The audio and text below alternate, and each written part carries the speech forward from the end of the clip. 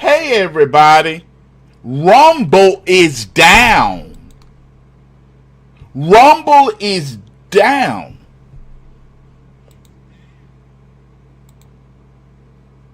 Somehow they done did something to Rumble where we can't go live on Rumble.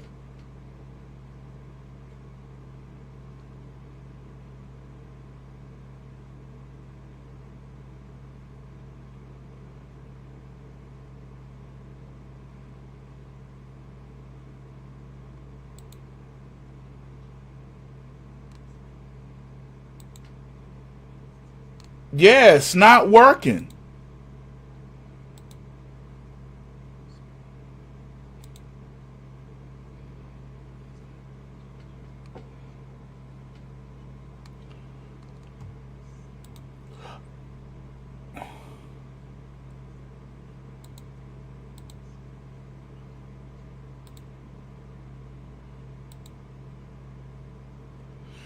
Yeah, they said they was everybody, a lot of people were streaming from Rumble. I mean, literally, Rumble is not working on the internet.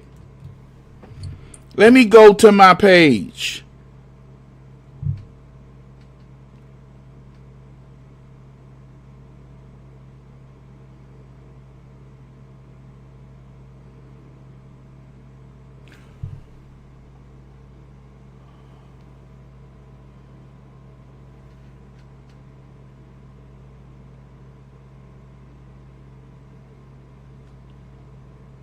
Wow, they took my Rumble page down.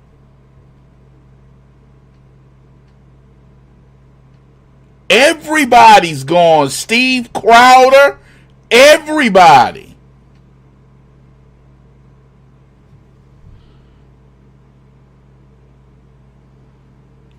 Let me go to the web page. My Gmail.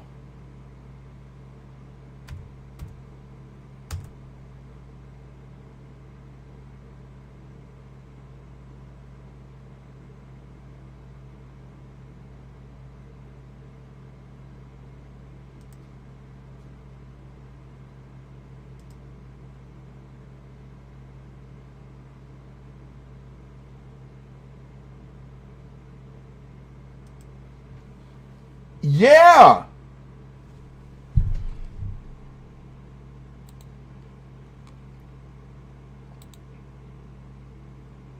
Look at this. They made sure nobody could stream it. And only YouTube could carry it.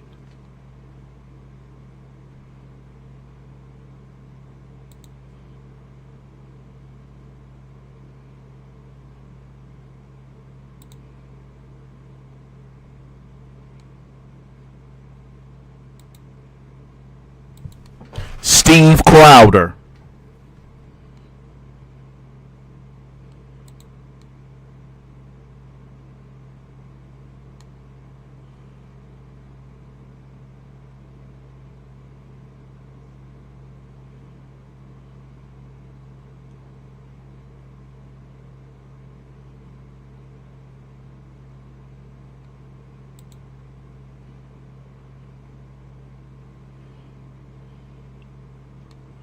Wow.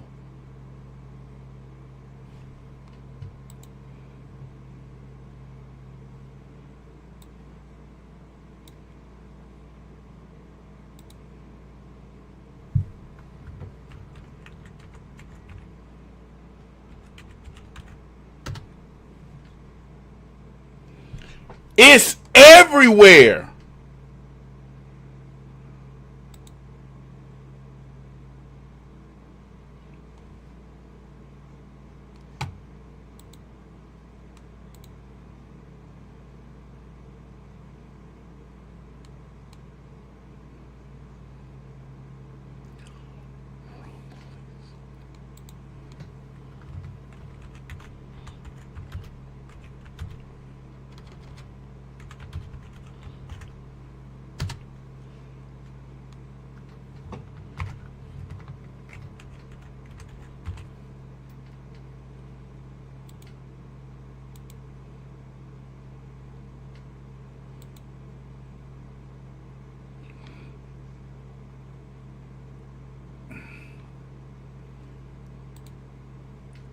Y'all, I'm trying my best to get this.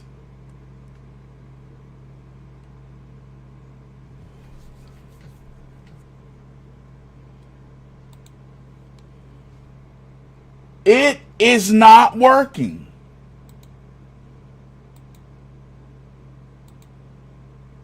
And Steve Crowder must not know it. Who else? Who's on my page? Hey.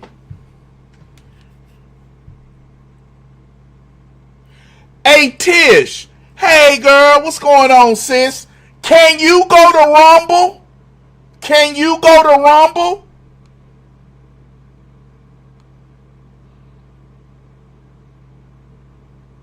Yeah, Tish said Rumble's not working for her.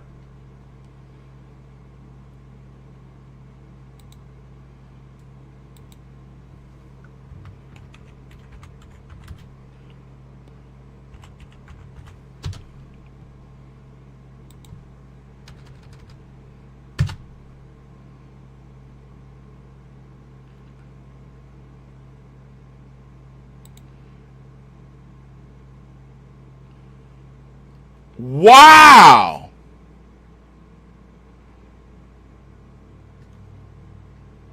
Look at this.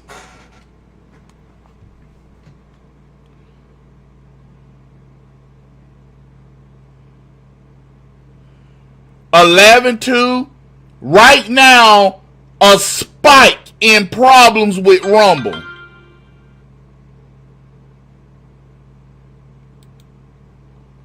Wow.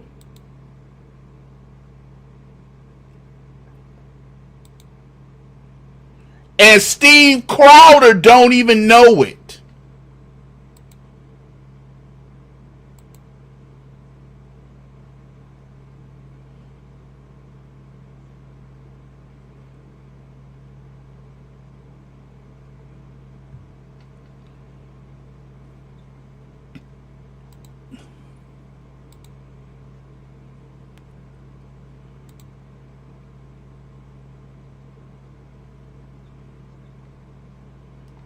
Yeah, this is bad.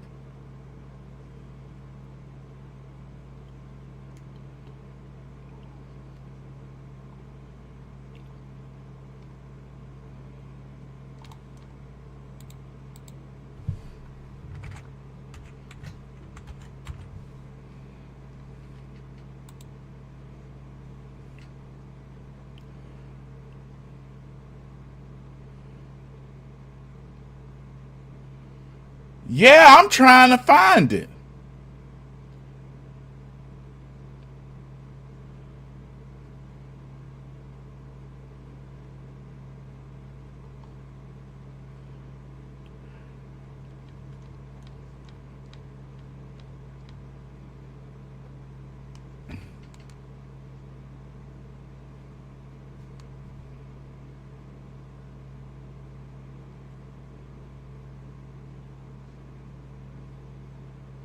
Let me see. Hold on. Hold on. Let me try one more thing.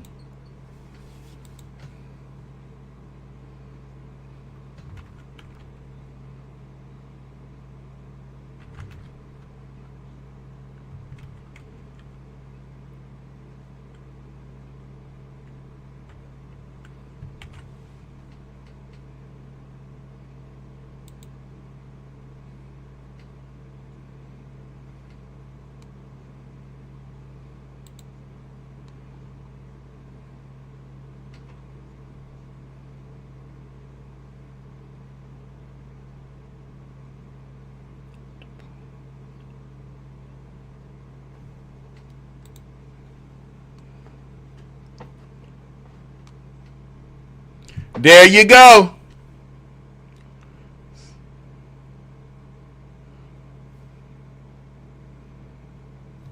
They know it's down.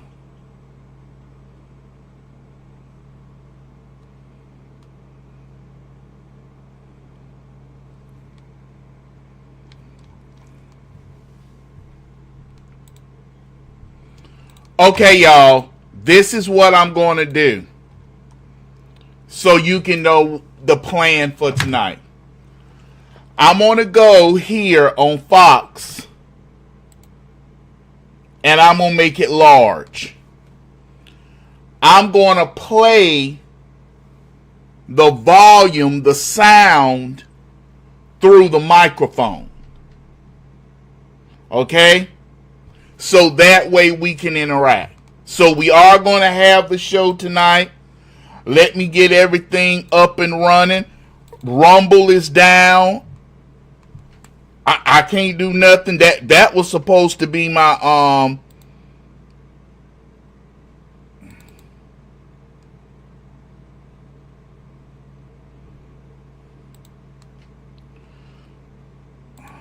get everything here.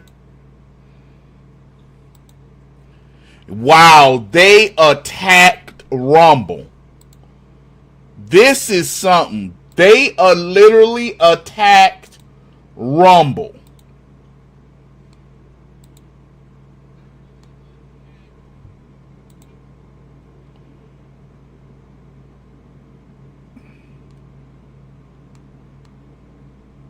I don't know, Miss Judith and Dan. I don't know if they will do that, if they'll snipe me for that. But that will fall up under fair use because I'm changing so much. I'm literally changing so much that they cannot say it's not.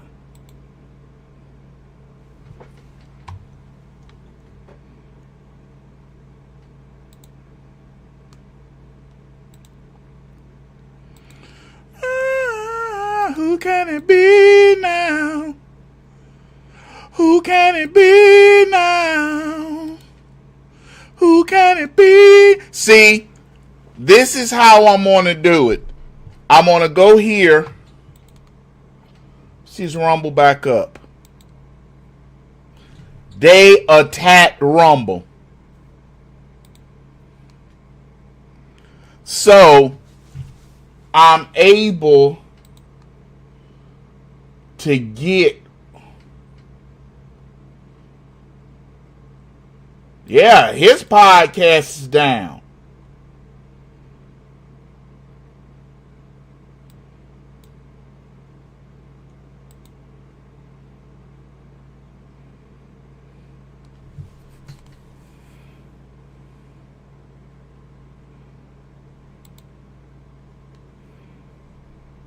That's no good.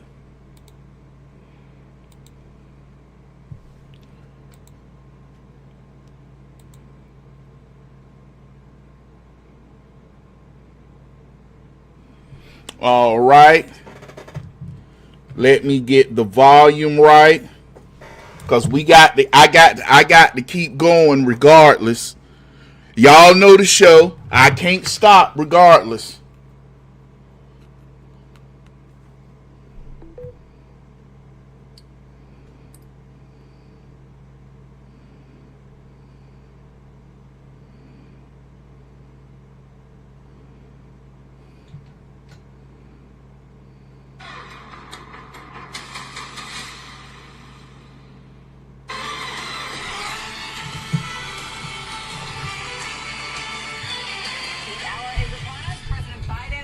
President Trump about to take the stage in Atlanta. We'll get some final thoughts here. We'll go down the row. Harold? No audience, I think, allows for a more sustained and serious debate about real issues. And the winner in that will be the people, because we'll get an opportunity to see it. So I'm looking forward. Dana? This is the first time that people will be able to hear a little bit more than one-word answers from Joe Biden, who just shouts yes, no to the press corps when they walk by. The other thing, there's an elephant in the room, and it is the Vice President of the United States. And you can bet that President Trump will bring her up, and that a lot of voters... I will be saying that the polling will stay the same. The race is locked in. People understand their economic situation. Not much Joe Biden can say that's going to change how people feel about this country right now. That sounds like a prediction. It's not bold, though. Right. Well, I think there's a lot of pressure on the moderators and on CNN. I mean, they've landed this debate. They're clearly happy to have it. They've been been struggling with audience ratings for years now, but now they've ended up in a situation where it's going to be everywhere. Everybody will have it, and I think the stakes are very high for CNN. And if they were to finish third tonight, as they've among the cable channels, the way they have on so many other occasions, it would be a major embarrassment for them, especially if it was thought that they were unfair. So I think they cannot afford to be. They're going to try very hard to be fair in there. And Kelly, you're going to watch it here live, and we're going to watch the whole thing. There'll be a couple of commercial breaks, but a lot of this will be digested virally in clips on Instagram, on YouTube, TikTok on social dangerous, media. yes. Dangerous for either candidate, how they literally spin what happened, what we didn't see with our own two eyes. Best polling week so far for Donald Trump. There was one national poll in all of 2020, Emerson in February 2020, that had him leading Joe Biden. Now he's beating him among likely voters, among independents. In the mainstream media's polls, all those outlets, Brett and Martha, that don't want Trump to win, their polls consistently show him ahead. Why is it relevant? Because I think that Joe Biden will make a mistake tonight if he goes in and tries to fight. Hit that like button, y'all. Personality. He's got to beat him on policy to have any chance of closing the gap on everybody's polling in the 7 swing states. Can you hear it? Trump with these Can you all hear it loud and clear? 66% chance of Trump winning. That can all change, but it's headwinds. And if you try to battle Trump on his personality, you run into a buzzsaw. Biden's got to go after him on policy. I just don't know how he does it. Think about how much has transpired in the 4 years since the first presidential debate. We were in that room. It was in the heat of COVID. And so much has changed in our country since then on every single issue in this country and around the world. Yeah, one thing hasn't changed. The same two people are up there. That's right. 4 years later, right? Stunning. It's going to be a stunning moment. Indeed. It is time to look live in Atlanta. It's go time in Atlanta. President Biden and former President Donald Trump about to hit the debate stage. It is their first face-off, as we mentioned, in 4 years, and a pivotal moment in the race for the presidency. So we are going to watch this entire thing together, all of us here on the panel and Sean Hannity in Atlanta, and you can stay with us from the beginning to the end on Fox News Channel. Then afterwards, we'll have the post-debate analysis, and Sean will take over at 11 o'clock Eastern. It's going to be fascinating to watch this. Can you hear me? Sort of hear their hearts palpitating, probably from both sides of the stage at this point. Both men will walk out onto the stage. They will face each other for the first time in 4 years. They've talked past Okay, each other. Nancy The Coon commercials say have she run. can hear me. Campaigns have hurled insults. Now, the two men are on the stage, and the White House is on the line. We'll see Let's if there listen. is a handshake here, and we'll watch this open right now. Make his case to the American people with just over 4 months until Election Day. Good evening, I'm Dana Bash, anchor of CNN's Inside Politics and co-anchor of State of the Union. I'm Jake Tapper, anchor of CNN's The Lead and co-anchor of State of the Union. Dana and I will co-moderate this evening. Our job is to facilitate a debate between the two candidates tonight. Before we introduce them, we want to share the rules of the debate with the audience at home. Former President Trump will be on the left side of the screen. President Biden will be appearing on the right. A coin toss determines their positions. Each candidate will have 2 minutes to answer a question and 1 minute each for responses and rebuttals. An additional minute for follow-up, clarification, or response is at the moderator's discretion.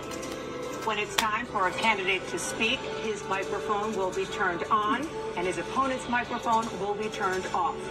Should a candidate interrupt when his microphone is muted? All right, that's a little out of sync. And let's start with the issue that voters consistently say is their top concern, the economy. President Biden, inflation has slowed, but prices remain high. Since you took office, the price of essentials has increased. For example, a basket of groceries that cost $100 then now costs more than $120. And typical home prices have jumped more than 30%. What do you say to voters who feel they are worse off under your presidency than they were under President Trump? We got to take a look at what I was left when I became president and what Mr. Trump left me. We had an economy that was in free fall. The pandemic was so badly handled. Many people were dying. All he said was, it's not that serious. Just inject a little bleach in your arm. You'll be all right. The economy Oh, God. He done started. It rose to 15%. It was terrible. And so what we had to do is try to put things back together again. And that's exactly what we began to do. We created 15,000 new jobs. We brought out a position where we have 800,000 new manufacturing jobs, but there's more to be done. There's more to be done. Working class people are still in trouble. I come from Scranton, Pennsylvania. I come from a household where the kitchen table, if the things weren't able to be met during the month, it was a problem. The price of eggs, the price of gas, the price of housing, the price of a whole range of things. That's why I'm working so hard to make sure I deal with those problems. That we're going to make sure that we reduce the price of housing. We're going to make sure we... Man, sit your dumb ass down. We're going to make sure we cap rents so corporate greed can't take over. The combination of what was left with in corporate greed is the reason why we're in this problem right now. In addition to that, we're in a situation where if you take a look at all that was done in his administration, he didn't do much at all. By the time he left, things were in chaos, literally chaos. And so we put things back together. We created, I said, those jobs. We make sure we had a situation where we brought down the price of prescription drugs, which is a major issue for many people. To $15 for a insulin shot as opposed to $400. No senior has to pay more than $200 for any drug, all the drugs they can include beginning next year. And the situation is we're going to make that available to everybody, to all Americans. So we're working to bring down the... Wow, he coming out on fire! What I tell you? Look at... Thank you. President Trump? We have the greatest economy in the history of our country. We have never done so well. Everybody was amazed by it. Other countries were copying us. We got hit with COVID, and when we did, we spent the money necessary so we wouldn't end up in a Great Depression, the likes of which we had in 1929. By the time we finished, so we did a great job. We got a lot of credit for the economy, a lot of credit for the military, and no wars, and so many other things. Everything was rocking good. But the thing we never got the credit for, and we should have, is getting us out of that COVID mess. He created mandates that was a disaster for our country. But other than that, we had given them back a country where the stock market actually was higher than pre-COVID, and nobody thought that was even possible. The only jobs he created are for illegal immigrants and bounce-back jobs, a bounce-back from the COVID. He has not done a good job. He's done a poor job, and inflation's killing our country. It is absolutely killing us. Thank you. President Biden? Well, look, the greatest economy in the world. He's the only one who thinks that, I think. I don't know anybody else who thinks he had the greatest economy in the world. And, you know, the fact of the matter is that we find ourselves in a situation where his economy, he rewarded the wealthy. He had the largest tax cut in American history, $2 trillion. He raised a deficit larger than any president has in any one term. He's the only president other than Herbert Hoover who's lost more jobs than he had when he began, since Herbert Hoover. The idea that he did something that was significant. And the military, you know, when he was president, they were still killing people in Afghanistan. He didn't do anything about that. When he was president, we were still finding ourselves in a position where you had... I'm just checking back and forth. I have to look at y'all comments over here. I'm the only president this century that doesn't have any, this decade, that doesn't have any troops dying anywhere in the world like he did. President Trump, I want to follow up if I can. Am I allowed to respond to him? Well, I'm going to ask you a follow-up. You can do whatever you want with the minute that we give you. I want to follow up. You want to impose a 10% tariff on all goods coming into the U.S. How will you ensure that that doesn't drive prices even higher? It's not going to drive them higher. It's just going to cost countries that have been ripping us off for years, like China and many others, in all fairness to China. It's going to just force them to pay us a lot of money, reduce our deficit tremendously, and give us a lot of power for other things. But he made a statement. The only thing he was right about is I gave you the largest tax cut in history. I also gave you the largest regulation cut in history. That's why we had all the jobs.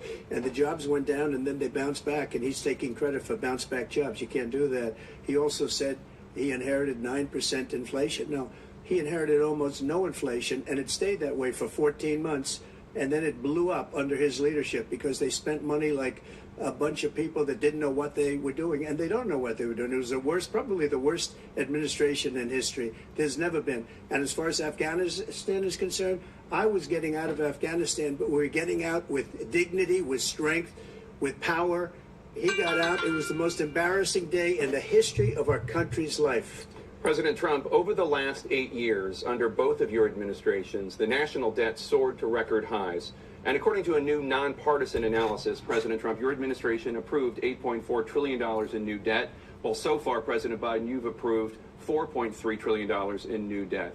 So, former President Trump, many of the tax cuts that you signed into law... It's those 13 people who Democrats. With the U.S. facing trillion-dollar deficits and record debt, why should top earners and corporations pay even less in taxes than they do now? Because the tax cuts spurred the greatest economy that we've ever seen just prior to COVID. And even after COVID, it was so strong that we were able to get through COVID much better than just about any other country. But we spurred, that tax spurred. Now, when we cut the taxes, as an example, the corporate tax was cut down to 21% from 39%, plus beyond that. We took in more revenue with much less tax, and companies were bringing back trillions of dollars back into our country. The country was going like never before, and we were ready to start paying down debt. We were ready to start using the liquid gold right under our feet, the oil and gas right under our feet. We were going to have something that nobody else has had. We got hit with COVID. We did a lot to fix it. I gave him an unbelievable situation with all of the therapeutics and all of the things that we came up with. We gave him something great. Remember, more people died under his administration, even though we had largely fixed it. More people died under his administration than our administration, and we were right in the middle of it, something which a lot of people don't like to talk about. But he had far more people dying in his administration. He did the mandate, which is a disaster, mandating it. The vaccine went out. He did a mandate on the vaccine, which is the thing that people most objected to about the vaccine.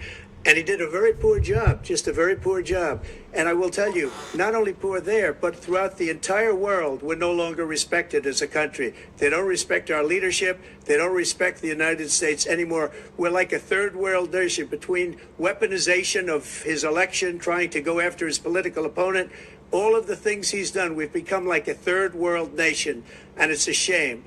The damage he's done to our country. And I'd love to ask him, and will, why he allowed millions of people to come in here from prisons, jails, and mental institutions to come into our country and destroy our country. President Trump, we will get to immigration later in this block. President Biden, I want to give you an opportunity to respond to this question about the national debt. He had the largest national debt of any president in a 4-year period, number one. Number two, that $2 trillion tax cut benefited the very wealthy.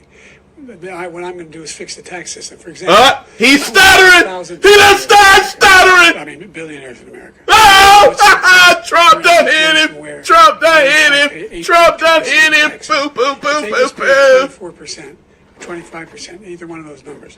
They've raised $500 million, billion dollars, I should say, in a 10-year period. We'd be able to wipe out his debt. We'd be able to help make sure that all those things we need to do, child care, elder care, making sure... No, John Shaw, you're not the only one. Rumble has been taken down. Rumble has crashed. Eligible for what I've been able to do with the with the COVID, excuse me, with dealing with everything we had to do with, look, if we finally beat Medicare. Thank you, President Biden. President Trump? Well, he's right. He did beat Medicare. He beat it to death, and he's destroying Medicare. Because all of these people are coming in. They're putting them on Medicare. They're putting them on Social Security. They're going to destroy Social Security. This man is going to single-handedly destroy Social Security. These millions and millions of people coming in, they're trying to put them on Social Security. He will wipe out Social Security. He will wipe out Medicare. So he was right in the way he finished that sentence. And it's a shame. What's happened to our country in the last 4 years is not to be believed. Foreign countries, I'm friends with a lot of people. They cannot believe what happened to the United States of America. We're no longer respected. They don't like us. We give them everything they want, and they think we're stupid. They think we're very stupid people. What we're doing for other countries, and they do nothing for us. What this man has done is absolutely criminal. Thank you, President Trump. Dana? This is the first presidential election since the Supreme Court overturned Roe v. Wade. This morning, the court ruled on yet another abortion case, temporarily allowing emergency abortions to continue in Idaho, despite that state's restrictive ban. Former President Trump, you take credit for the former President Trump, former President Trump, the issue of abortion to the states. Correct. However, the federal government still plays a role in whether or not women have access to abortion pills. They're used in about 2/3 of all abortions. As president, would you block abortion medication? First of all, the Supreme Court just approved the abortion bill, and I agree with their decision to have done that, and I will not block it. And if you look at this whole question that you're asking, complex but not really complex. 51 years ago, you had Roe v. Wade, and everybody wanted to get it back to the states. Everybody, without exception. Democrats, Republicans, liberals, conservatives, everybody wanted it back. Religious leaders. And what I did is I put 3 great Supreme Court justices on the court, and they happened to vote in favor of killing Roe v. Wade and moving it back to the states. This is something that everybody wanted. Now, 10 years ago or so, they started talking about how many weeks and how many this, and getting into other things. But every legal scholar throughout the world, the most respected, wanted it brought back to the states. I did that. Now the states are working it out. If you look at Ohio, it was a decision that was an end result that was a little bit more liberal than you would have thought. Kansas, I would say the same thing. Texas is different. Florida is different. But they're all making their own decisions right now. And right now, the states control it. That's the vote of the people. Like Ronald Reagan, I believe in the exceptions. I am a person that believes. And frankly, I think it's important to believe in the exceptions. Some people, you have to follow your heart. Some people don't believe in that. But I believe in the exceptions for rape, incest, and the life of the mother. I think it's very important. Some people don't. Follow your heart. But you have to get elected also. And because that has to do with other things. You got to get elected. The problem they have is they're radical because they will take the life of a child in the 8th month, the 9th month, and even after birth. After birth, if you look at the former governor of Virginia, he was willing to do this. He said, we'll put the baby aside and we'll determine what we do with the baby, meaning we'll kill the baby. What happened is we brought it back to the states, and the country is now coming together on this issue. It's been a great thing. Thank you. President Biden? It's been a terrible thing, what you've done. The fact is that the vast majority of constitutional scholars supported Roe when it was decided. Supported Roe. And that's this idea that they were all against it is just ridiculous. And this is the guy who says the state should be able to have it. We're in a state where in 6 weeks, you don't even know whether you're pregnant or not, but you cannot see a doctor and have him decide on what your circumstances are, whether you need help. The idea that states are able to do this is a little like saying we're going to turn civil rights back to the states, let each state have a different rule. Look, there's so many young women who have been, including a young woman who just was murdered, and he went to the funeral. The idea that she was murdered by an immigrant coming in. They talk about that. Here's the deal. There's a lot of young women who are being raped by their in-laws, by their spouses, brothers and sisters, by just. Hey, your sister gonna rape you, man! About it, and they try to. That's that tranny stuff. There have been many young women murdered by the same people he allows to come across our border. We have a border that's the most dangerous place anywhere in the world. Consider the most dangerous place anywhere in the world. And he opened it up, and these killers are coming into our country, and they are raping and killing women. And it's a terrible thing. As far as the abortion is concerned, it is now back with the states. The states are voting. In many cases, it's frankly a very liberal decision. In many cases, it's the opposite. But they're voting, and it's bringing it back to the vote of the people, which is what everybody wanted, including the founders, if they knew about this issue, which frankly they didn't. But they would have, everybody wanted brought back. Ronald Reagan wanted it brought back. He wasn't able to get it. Everybody wanted it brought back, and many presidents had tried to get it back. I was the one to do it. And again, this gives it the vote of the Trump people. Got it! That's where they wanted it. Every legal scholar wanted it that way. Staying on the topic of abortion, President Biden, 7 states, I'll let you do that. This is the same topic. 7 states have no legal restrictions on how far into a pregnancy a woman can obtain an abortion. Do you support any legal limits on how late a woman should be able to terminate a pregnancy? I supported Roe v. Wade, which had 3 trimesters. The first time is between the woman and the doctor. Second time is between the doctor and an extreme situation.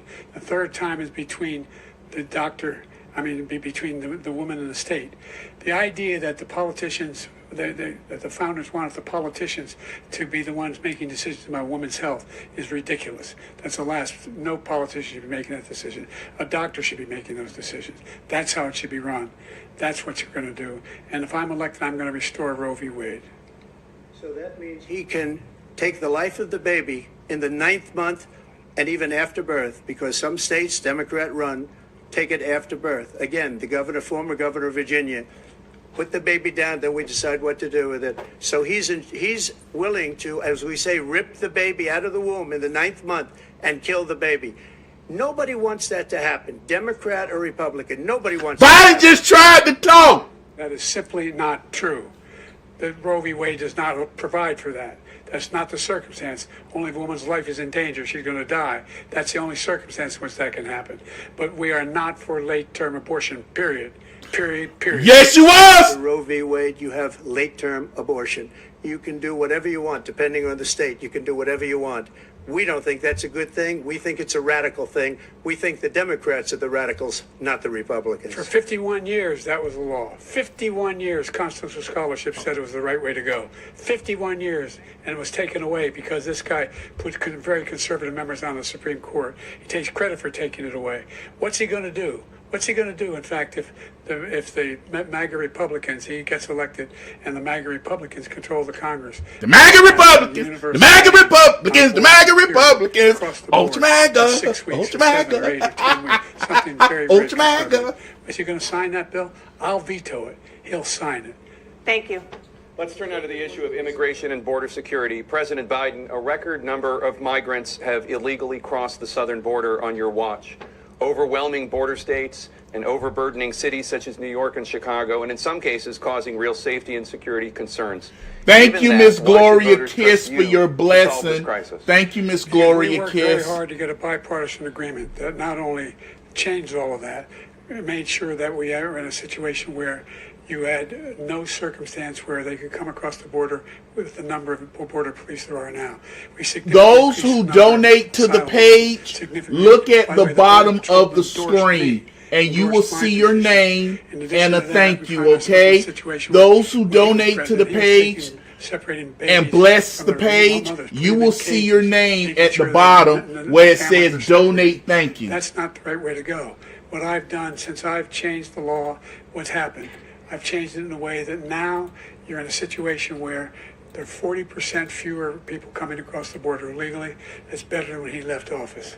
And I'm going to continue to move until we get the total ban on the total initiative relative to what we're going to do with more border patrol and more asylum officers. President Trump?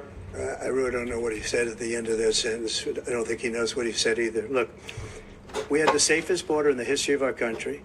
The border, all he had to do was leave it. All he had to do was leave it.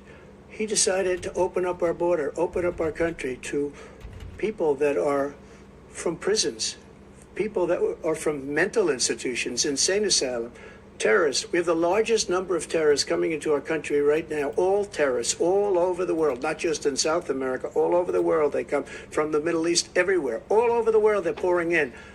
And this guy just left it open. And he didn't need legislation because I didn't have legislation. I said, close the border. We had the safest border in history. In that final couple of months of my presidency, we had, according to Border Patrol, who is great, and by the way, who endorsed me for president, but I won't say that, but they endorsed me for president. Brandon, just speak to him. But look, we had the safest border in history. Now we have the worst border in history. There's never been anything like it. And people are dying all over the place, including the people that are coming up in caravans. Thank you, President Trump. President Biden? The only terrorist who's done anything crossing the border is one who came along and killed three, under his administration, killed an Al-Qaeda person come in his administration, killed 3 American soldiers. That's the only terrorist that's there. I'm not saying that no terrorist ever got through, but the idea they're emptying their prisons, we're welcoming them. What terrorist got through killed 3 American soldiers? Once again, he's exaggerating, he's lying. What?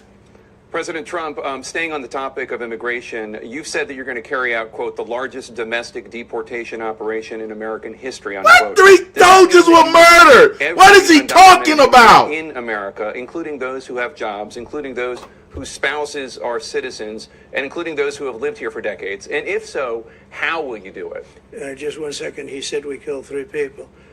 The people we killed are al-Baghdadi and Soleimani, the 2 greatest terrorists, biggest terrorists anywhere in the world. And it had a huge impact on everything, not just border, on everything. He's the one that killed people with the bad water, including hundreds of thousands of people dying, and also killing our citizens when they come in. We are living right now in a rat's nest. They're killing our people in New York, in California, in every state in the union, because we don't have borders anymore. Every state is now a border. And because of his ridiculous, insane, and very stupid policies, people are coming in and they're killing our citizens at a level that we've never seen. We call it migrant crime. I call it Biden migrant crime. They're killing our citizens at a level that we've never seen. Look at Biden! Reading it. Look at Biden! Incredible young girls over the last few days. One of them, I just spoke to the mother, and they just had the funeral for this girl, 12 years old. This is horrible what's taken place. What's taken place in our country, we're literally an uncivilized country now. He doesn't want it to be. He just doesn't know. He opened the borders. Nobody's ever seen anything like. And we have to get a lot of these people out, and we have to get them out fast, because they're going to destroy our country. Just take a look at where they're living. They're living in luxury hotels in New York City and other places. Our veterans are on the street. They're dying because he doesn't care about our veterans. He doesn't care. He doesn't like the military at all. And he doesn't care about our veterans. Nobody been worse. I had the highest approval rating for veterans taking care of the VA. He has the worst. He's gotten rid of all the things that I approved. Choice that I got through Congress, all of the different things I approved, they abandoned. We had by far the highest, and now it's down in less than half, because he's done all these great things that we did. And I think he did it just because I approved it, which is crazy. But he has killed so many people at our border by allowing all of these people to come in. And it's a very sad day in America. President Biden, you have the mic. Every single thing he said is a lie. Every single one. For example, veterans are a hell of a lot better off since I passed the PACT Act. 1 million of them now have insurance, and their families have it. Their families have it because what happened, whether it was Agent Orange or burn pits, they're all being covered now. And his group opposed that. We're also in a situation where we have great respect for veterans. My son spent a year in Iraq, living right next to one of those burn pits, came back with stage 4 glioblastoma. I was recently in France for D-Day, and I spoke all about those heroes that died. I went to the World War I cemetery he refused to go to. He was standing with his 4-star general, and he told me, he said, I don't want to go in there because they're a bunch of losers and suckers. My son was not a loser, was not a sucker. You're the sucker. You're the loser. President Trump? First of all, that was a made-up quote, suckers and losers. They made it up. It was in a third-rate magazine that's failing, like many of these magazines. He made that up. He put it in commercials. We've notified him. We had 19 people that said I didn't say it. And think of this. Who would say I'm at a cemetery or I'm talking about our veterans? Because nobody's taking better care. I'm so glad this came up, and he brought it up. There's nobody that's taken better care of our soldiers than I have. Wow, Biden looked horrible. Generals and others say suckers and losers. We have 19 people that said it was never said by me. It was made up by him, just like Russia was made up, just like the 51 intelligence agents are made up, just like the new thing with the 16 economists are talking. It's the same thing. 51 intelligence agents said that the laptop was Russia disinformation. It wasn't. That came from his son, Hunter. It wasn't Russia disinformation. He made up the suckers and losers, so he should apologize to me right now. 4-star general standing to your side who was on your staff who said you said it, period. That's number one. And number two, the idea that I have to apologize to you for anything along the line. We've done more for veterans than any president has in American history. And they now are in their family. The only sacred obligation we have as a country is to care for our veterans when they come home and their families and equip them when they go to war. That's what we're doing. That's what the VA is doing now. They're doing more for veterans than ever before in our history.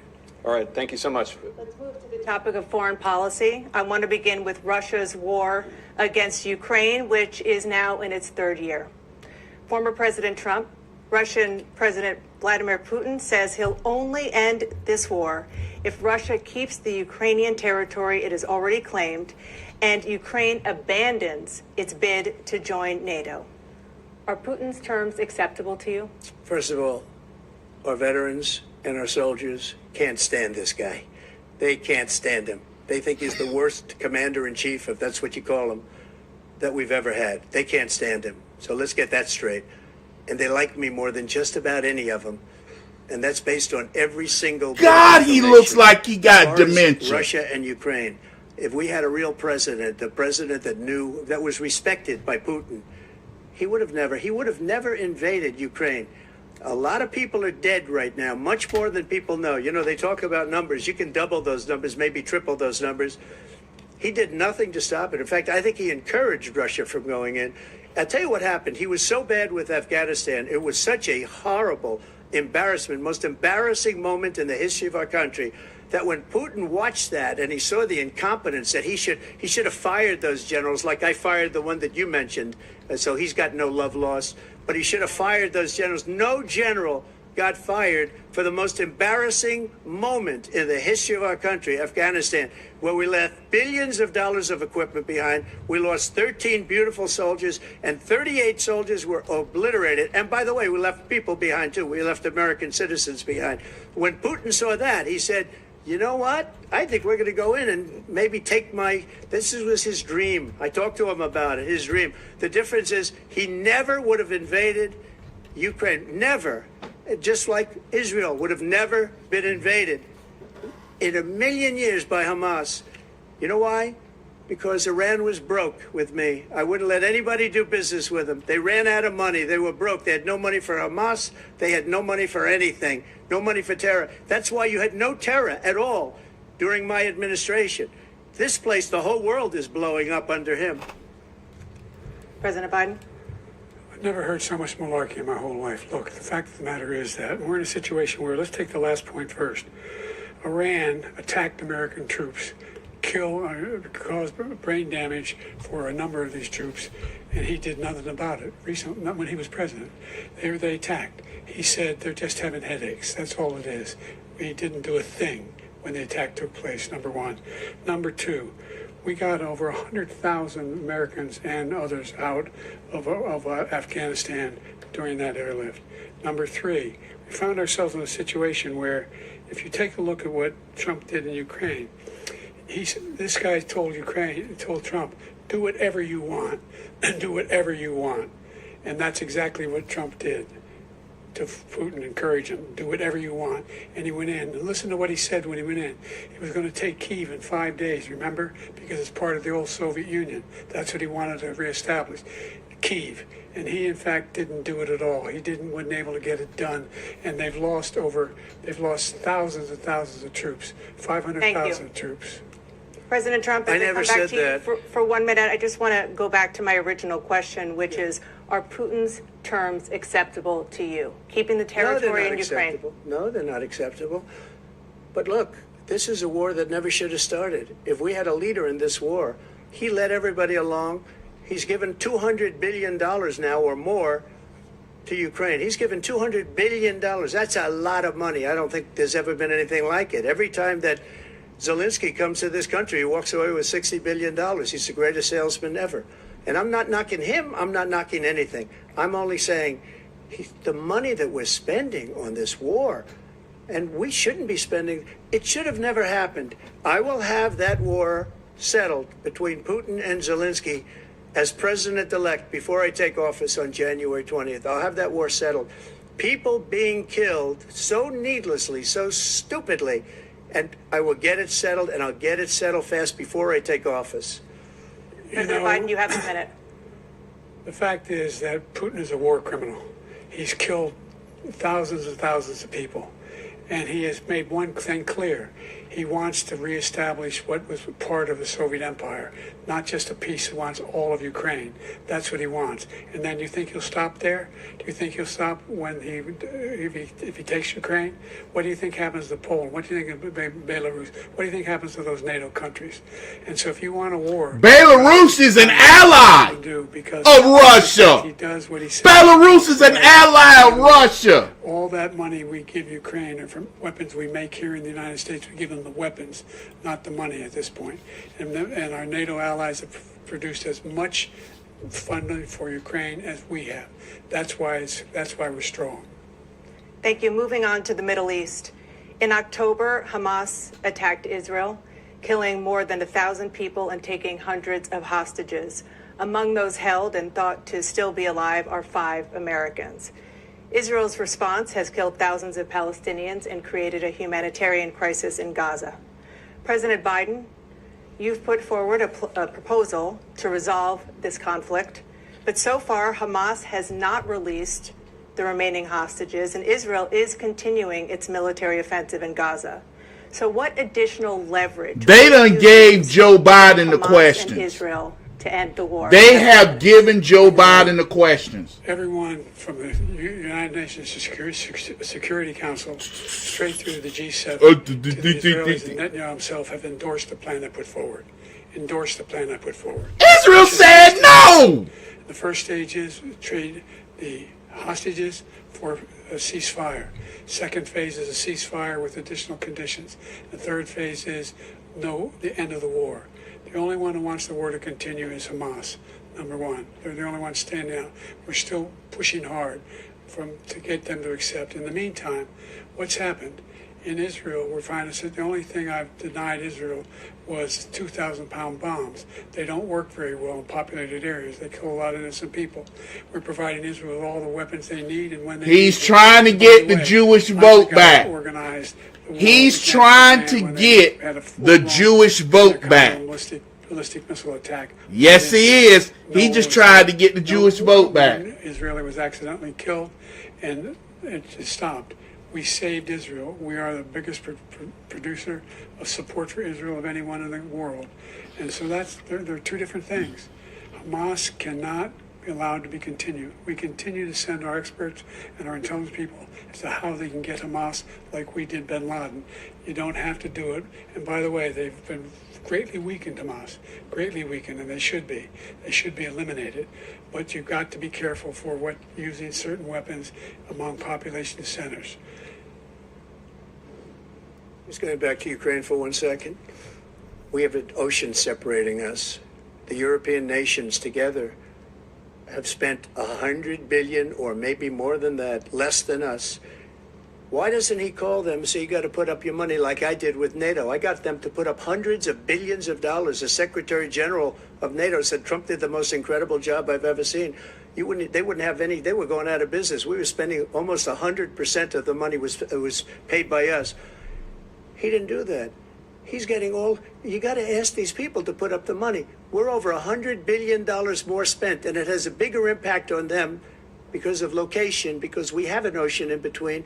You got to ask them. As far as Israel and Hamas, Israel's the one that wants to go. He said the only one who wants to keep going is Hamas. Actually, Israel is the one, and you should let him go and let him finish the job. He doesn't want to do it. He's become like a Palestinian, but they don't like him because he's a very bad Palestinian. He's a weak one. President Biden, you have a minute. Foolishness. This is a guy who wants to get out of NATO. Are you going to stay in NATO? He's going to pull out of NATO. The idea that we have our strength lies in our alliances as well. It may be a big ocean, but were we ever able to avoid a war in Europe, a major war in Europe? What happens if, in fact, you have Putin continue to go into NATO? We have an Article 5 agreement. Attack on one is attack on all. You want to start the nuclear war he keeps talking about, go ahead. Let Putin go in and control Ukraine and then move on to Poland and other places. You see what happens then. He has no idea what the hell he's talking about. And by the way, I got 50 other nations around the world to support Ukraine, including Japan and South Korea, because they understand that this kind of dislocation has a serious threat to the whole world peace. No major war in Europe has ever been able to be contained just to Europe. President Trump, just to follow up, would you support the creation of an independent Palestinian state in order to achieve peace in the region? I'd have to see, but before we do that, the problem we have is that we spend all the money. So they kill us on trade. I made great trade deals with the European nations because if you add them up, they're about the same size economically. Their economy is about the same size as the United States. And they were no cars, they don't want anything that we have, but we're supposed to take their cars, their food, their everything, their agriculture. I changed that. But the big thing I changed is they don't want to pay. And the only reason that he can play games with NATO is because I got them to put up hundreds of billions of dollars. I said, and he's right about this, I said, no, I'm not going to support NATO if you don't pay. They asked me that question, would you guard us against Russia? At a very secret meeting of the 28 states at that time, nations at that time. And they said, no, if you don't pay, I won't do that. And you know what happened? Billions and billions of dollars came flowing in the next day and the next months. But now we're in the same position. We're paying everybody's bills. Let's turn to the issue of democracy. Former President Trump, I want to ask you about January 6, 2021. After you rallied your supporters that day, some of them stormed the Capitol to stop the constitutionally mandated counting of electoral votes. As president, you swore an oath to, quote, preserve, protect, and defend, unquote, the Constitution. What do you say to voters who believe that you violated that oath through your actions and inaction on January 6th and worry that you'll do it again? Well, I don't think too many believe that. And let me tell you about January 6th. On January 6th, we had a great border. Nobody coming through, very few. On January 6th, we were energy independent. On January 6th, we had the lowest taxes ever. We had the lowest regulations. Yes! On January 6th, we were respected all over the world. Yes! All over the world, we were respected. And then he comes in, and we're now laughed at. We're like a bunch of stupid people. What happened to the United States' reputation under this man's leadership is horrible, including weaponization, which I'm sure at some point you'll be talking about, where he goes after his political opponent because he can't beat him fair and square. You have 80 seconds left. My question was, what do you say to those voters who believe that you violated your constitutional oath? Here comes Jake Tapper. Action on January 6, 2021, and worry that you'll do it again? Well, I didn't say that to anybody. I said peacefully and patriotically. And Nancy Pelosi, if you just watched the news from 2 days ago, on tape to her daughter, who's a documentary filmmaker, they say, but she's saying, oh, no, it's my responsibility. I was responsible for this. Because I offered her 10,000 soldiers or National Guard, and she turned them down. And the mayor in writing, by the way, the mayor, in writing, turned it down, the mayor of D.C. They turned it down. I offered 10,000 because I could see. I had virtually nothing to do. They asked me to go make a speech. I could see what was happening. Everybody was saying they're going to be there on January 6th. They're going to be there.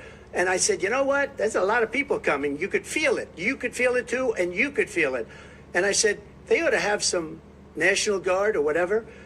And I offered it to her. And she now admits that she turned it down. And it was the same day she was, I don't know, she can't be very happy with her daughter because it made her into a liar. She said, I take full responsibility for January 6th. President Biden? Look, he encouraged those folks to go up on Capitol Hill, number one. I sat in the dining room off the Oval Office. He sat there for 3 hours watching, begging, being begged by his vice president and a number of his colleagues on the Republican side as well to do something, to call for a stop, to end it. Instead, they talked about these people being patriots and great patrons of America. In fact, he says he'll not forgive them for what they've done. They've been convicted. He says he wants to commute their sentences and say that no. But he went to every single court in the nation. I don't know how many cases, scores of cases, including the Supreme Court. And they said, no, this guy is responsible for doing what was done. He did do a damn thing. And these people should be in jail. And they should be the ones who are being held accountable. And he wants to let them all out. And now he says if he loses again, such a whiner that he is, that there could be a bloodbath. Thank you, President Biden. President Trump? What they've done to some people that are so innocent, you ought to be ashamed of yourself. What you have done, how you've destroyed the lives of so many people. When they ripped down Portland, when they ripped down many other cities, you go to Minnesota, Minneapolis, what they've done there with the fires all over the city. If I didn't bring in the National Guard, that city would have been destroyed. When you look at all of they took over big chunks of Seattle. I was all set to bring in the National Guard. They heard that, they saw them coming, and they left immediately. What he said about this whole subject is so off. peacefully, patriotic. One other thing. The Unselect Committee, which is basically two horrible Republicans that are all gone now, out of office, and Democrats, all Democrats, they destroyed and deleted all of the information they found because they found out we were right. We were right. And they deleted and destroyed all of the information. They should go to jail for that. If a Republican did that, they'd go to jail. Thank you, President Trump. President Biden, I want to give you a minute. The only person on this stage is a convicted felon is the man I'm looking at right now. And the fact of the matter is, what he's telling you is simply not true. The fact is that there was no effort on his part. He trying to get under Donald Trump's skin, and Donald Trump is not letting him. Deserves to be convicted. The idea that they didn't kill somebody, just went in and broke down doors, broke the windows, occupied offices, turned over desks, turned them over statues. The idea. Turn over statues? Patriots? Come on. When I asked him the first two debates we had, first time around, I said, will you denounce the Proud Boys? He said, no, I'll tell them to stand by. The idea he's refusing, will you denounce these guys? Will you denounce the people we're talking about now? Will you denounce the people who attacked that Capitol? What are you going to do? I'm going to give you a minute, President Trump, for a follow-up question I have. After a jury convicted you of 34 felonies last month, you said if reelected, you would, quote, have every right to go after, unquote, your political opponents. You just talked about members of the Select Committee on January 6th going to jail. Your main political opponent is standing on stage with you tonight. Can you clarify exactly what it means about you feeling you have every right to go after your political opponents? Well, I said my retribution is going to be success. We're going to make this country successful again, because right now it's a failing nation. My retribution is going to be success. But when he talks about a convicted felon, his son is a convicted felon at a very high level. His son is convicted, going to be convicted probably numerous other times. Should have been convicted before, but his Justice Department let the statute of limitations lapse on the most important things. But he could be a convicted felon as soon as he gets out of office. Joe could be a convicted felon with all of the things that he's done. He's done horrible things. All of the death caused at the border, telling the Ukrainian people that we're going to want $1 billion or you change the prosecutor. Otherwise, you're not getting $1 billion. If I ever said that, that's quid pro quo. That we're not going to do anything. We're not going to give you $1 billion unless you change your prosecutor having to do with the son. This man is a criminal. This man, you're lucky. You're lucky. I did nothing wrong. We'd have a system that was rigged and disgusting. I did nothing wrong. Thank you, President Trump. President Biden, you have said, I'm coming right to you, sir. You want to respond? Go ahead. I'll give you a minute to respond. The idea that I did anything wrong relative to what you're talking about is outrageous. It's simply a lie, number one. Number two, the idea that you have a right to seek retribution. Notice how he let them go back and forth on January 6th, but not on immigration. That's what we're talking about. Number three, the crimes that you are still charged with. And think of all the civil penalties you have. How many billions of dollars do you owe in civil penalties for molesting a woman in public, for doing a whole range of things, of having sex with a porn star on the night while your wife was pregnant? I mean, what are you talking about? You have the morals of an alley cat. Give you a minute, sir. I didn't have sex with a porn star, number one. Number two, that was a case that was started and moved. They moved a high-ranking official, a DOJ, into the Manhattan DA's office to start that case. That case is going to be appealed and won. We had a very terrible judge, a horrible judge, Democrat. The prosecutor were all high-ranking Democrats, appointed people, and both the civil and the criminal. He basically went after his political opponent because he thought it was going to damage me. But when the public found out about these cases, because they understand it better than he does, he has no idea what these cases are. But when they found out about these cases, you know what they did? My poll numbers went up, way up. You know that because you're reporting it. And we took in more money in the last 2 weeks than we've ever taken in the history of any campaign. I don't think any campaign has ever taken. Hundreds of millions of dollars came pouring in because the public knows it's a scam and it's a guy that's after his political opponent because he can't win fair and square. Thank you, President Trump. President Biden, you have said, quote, Donald Trump and his MAGA Republicans are determined to destroy American democracy. Do you believe that the tens of millions of Americans who are likely to vote for President Trump will be voting against American democracy? The more they know about what he's done, yes. The more they know about what he's done. And there's a lot more coming. He's got a lot of cases down the road coming around. He's got a whole range of issues he has to face. I don't know what the juries will do, but I do know he has a real problem. And so the fact that, could you ever think you heard any president say that I'm going to seek retribution? Do you ever hear any president say that I thought Hitler had some good ideas? What got me involved to run in the first place after my son had died, I decided because of Iraq.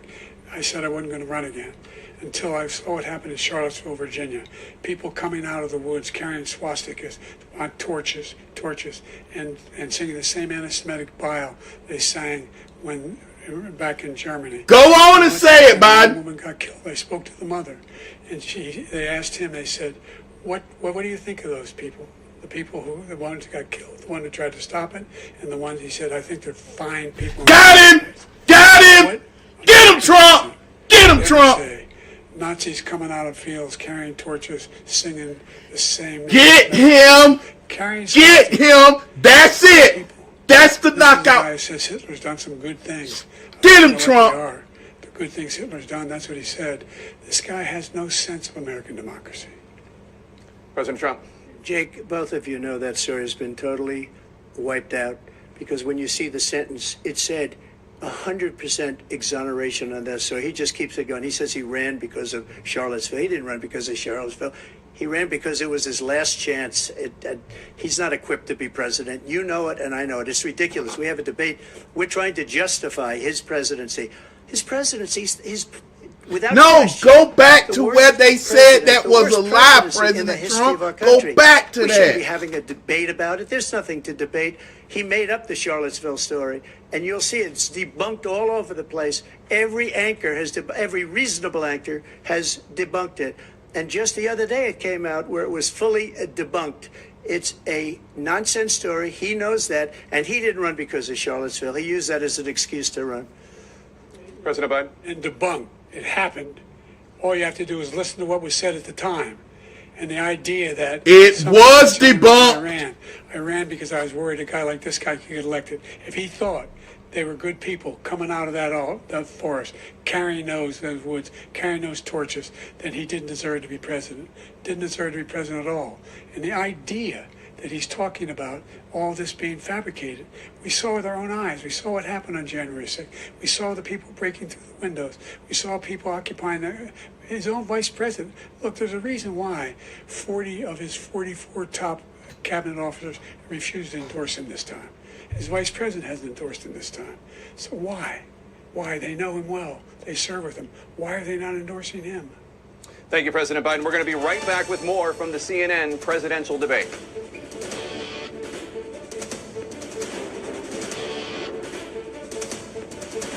Donald Trump lost right there. President Trump lost an opportunity to get him. President Trump lost the opportunity to get him.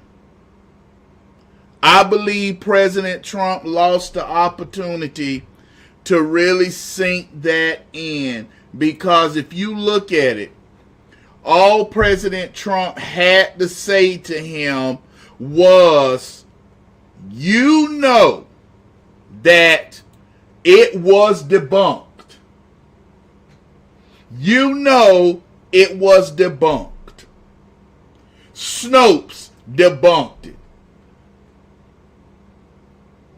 Yeah, we're on a break. They're on a break right now.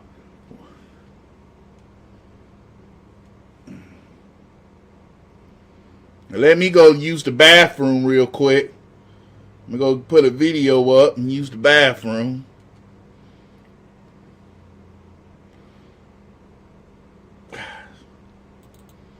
I got to run, use the bathroom. So 538 shows Trump up more than 8 points over Biden in the state of Florida, the free state of Florida. Kimberly Guilfoyle is the host of the Kimberly Guilfoyle Show on Rumble, and it's good to see again. You know, Florida has become kind of a reminder of the kind of life that working Americans can have in this country if they reject the agenda that we've been getting from the left. And that's, nice things, low taxes. We can live this way.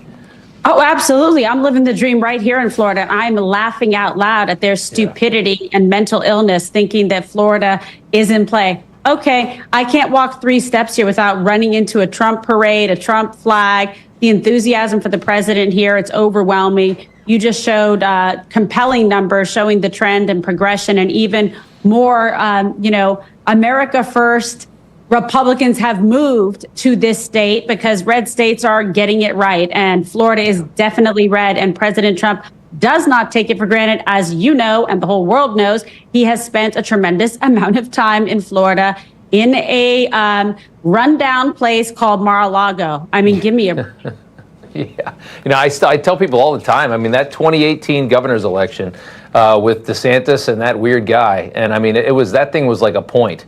And can you imagine how different that state would look if DeSantis had lost that election and COVID had come in with a Democrat in power? It's a very fortunate that the election went the way that it did. Yeah, Trump over the weekend. It would have looked like Biden's America and what the failure that he's been in his administration and his policies. We don't want that. No, absolutely not. I wanted to show this. Trump over the weekend making a joke about the kinds of people that Joe Biden has brought into this country with the open border, these violent Central American gang members that are ripping phones out of people's hands here in New York, and also these criminal rings that we're seeing, operating inside of our country now. Take a listen to this.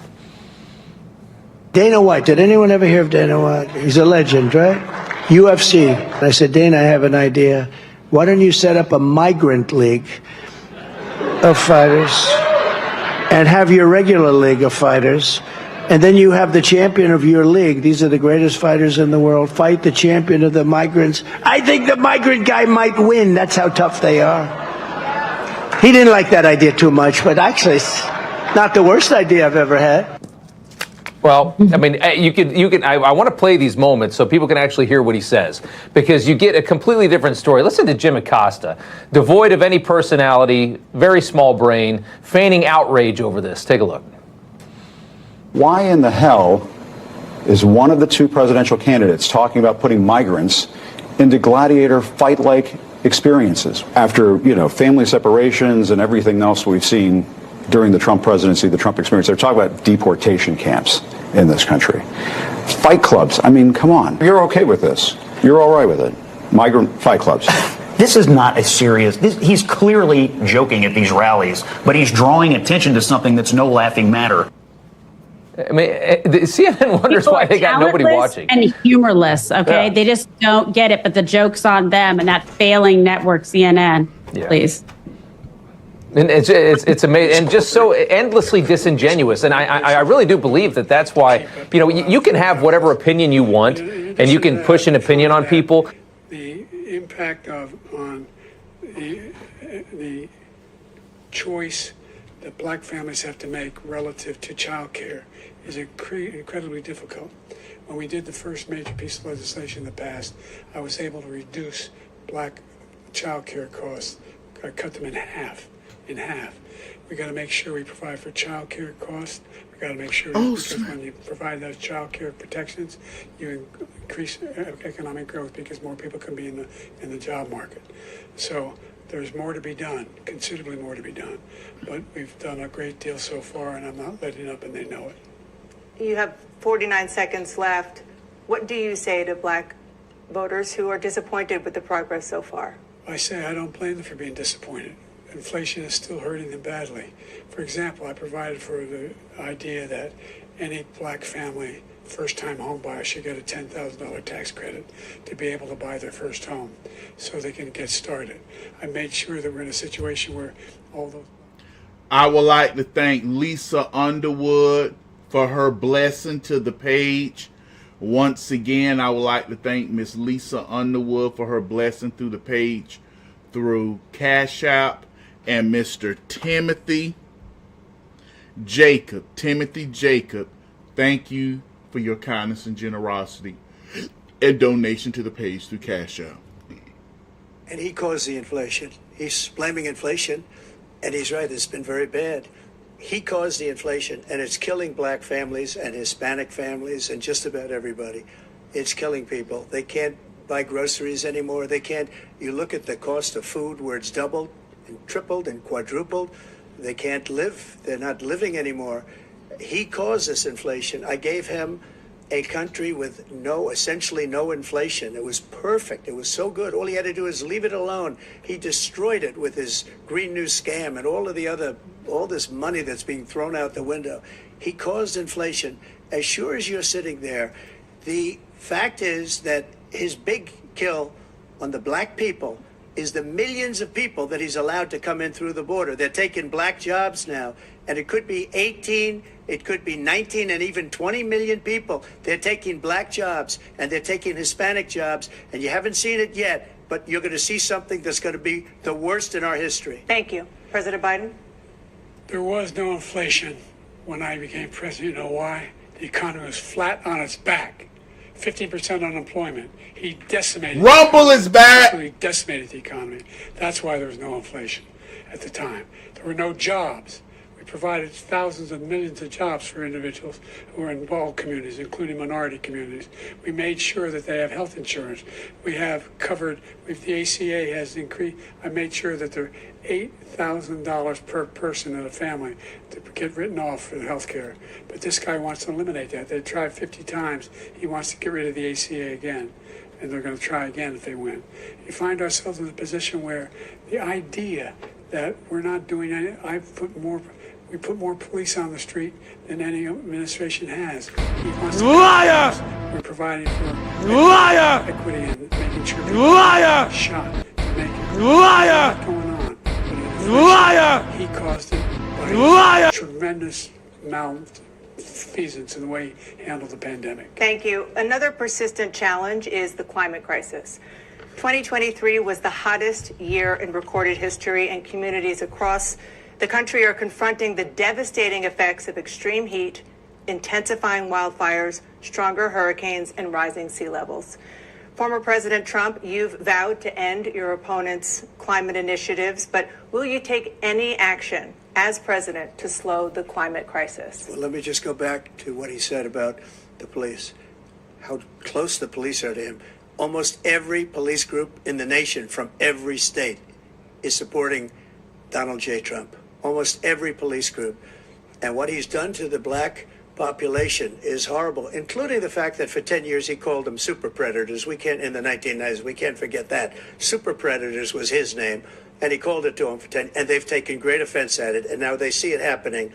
But when they see what I did for criminal justice reform and for the historically black colleges and universities, where I funded them and got them all funded, and the opportunity zones with Tim, as you know, Tim Scott was incredible. He did a great job, great senator from South Carolina.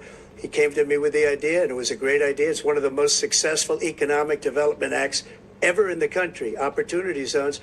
And the biggest beneficiary are blacks. And that's why we have the best numbers with them in maybe ever. They're saying ever. I read this morning where ever, the best numbers.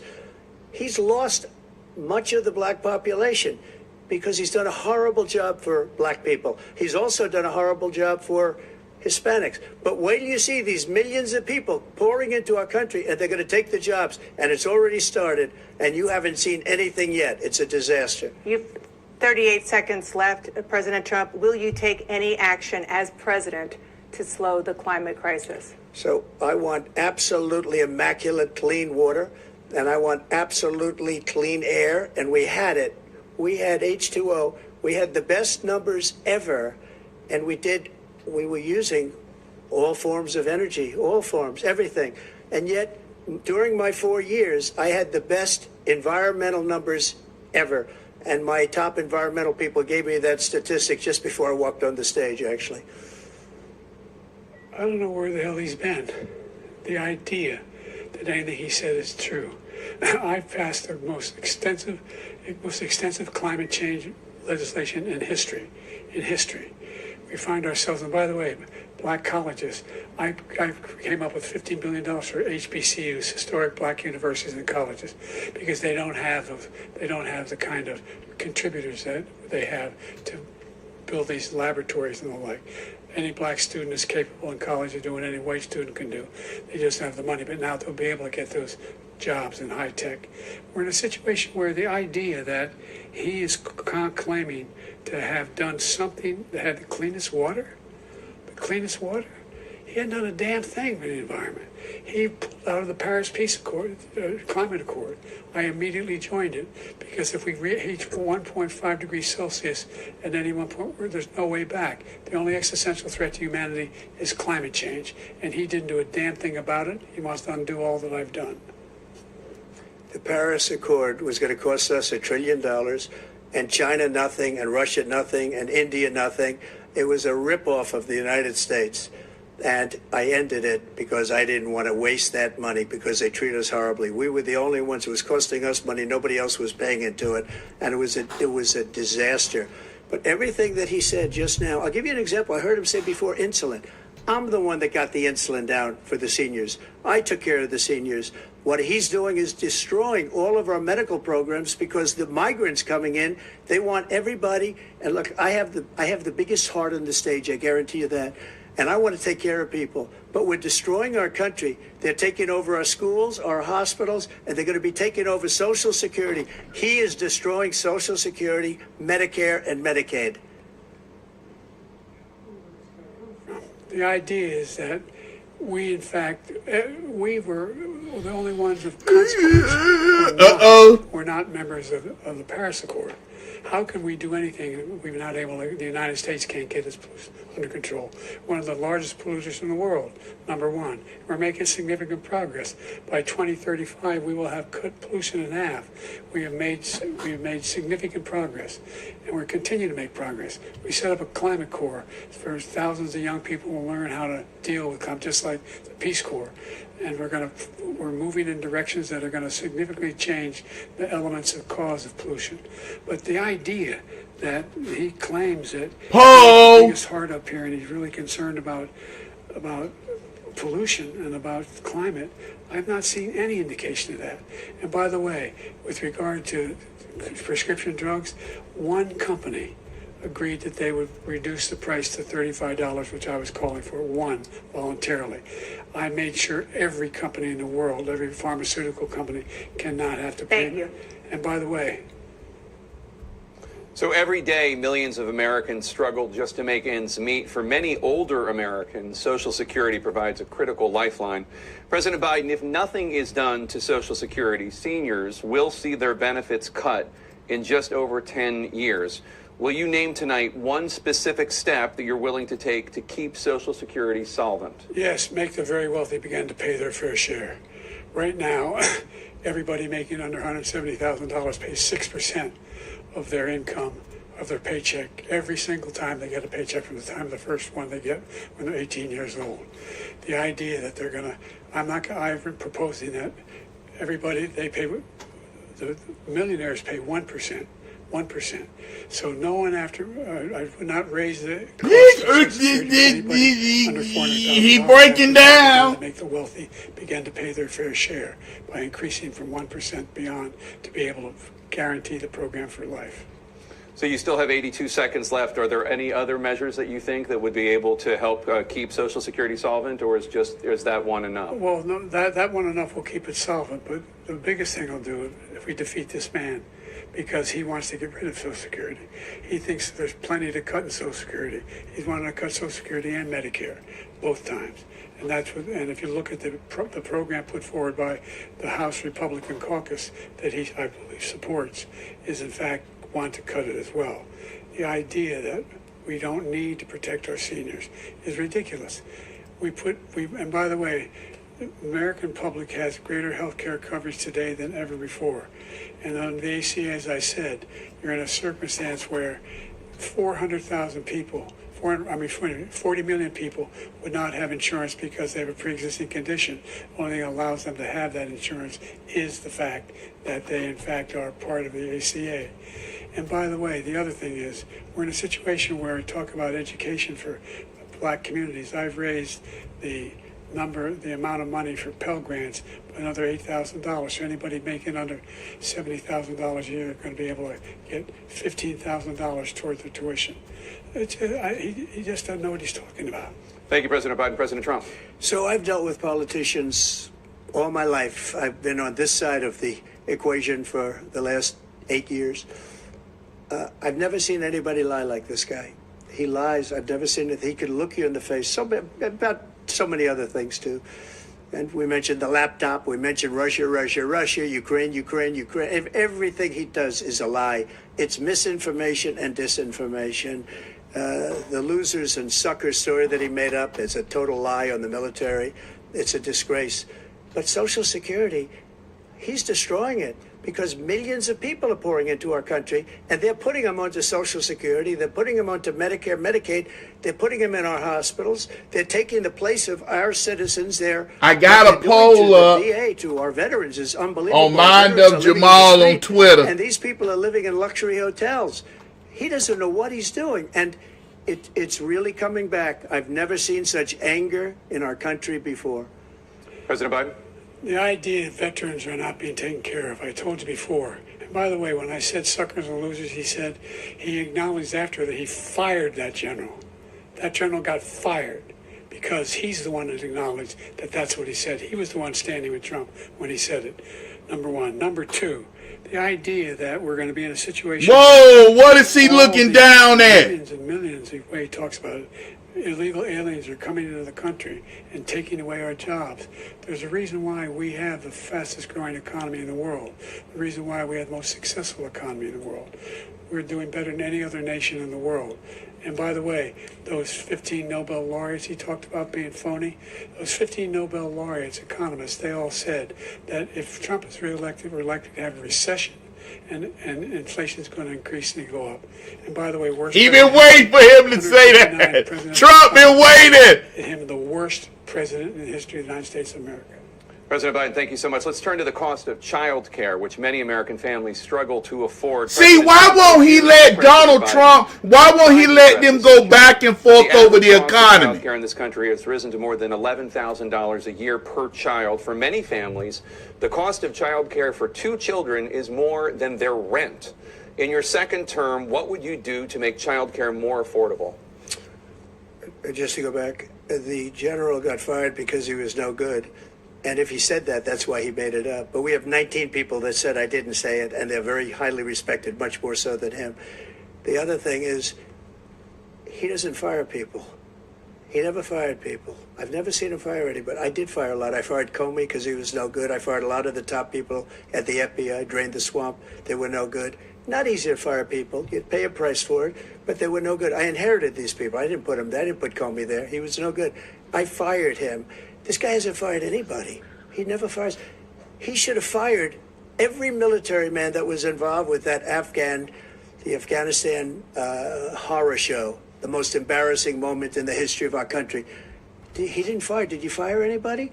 Did you fire anybody that's on the border, that's allowed us to have the worst border in the history of the world? Did anybody get fired for allowing 18 million people, many from prisons, many from mental institutions? Did you fire anybody that allowed our country to be destroyed?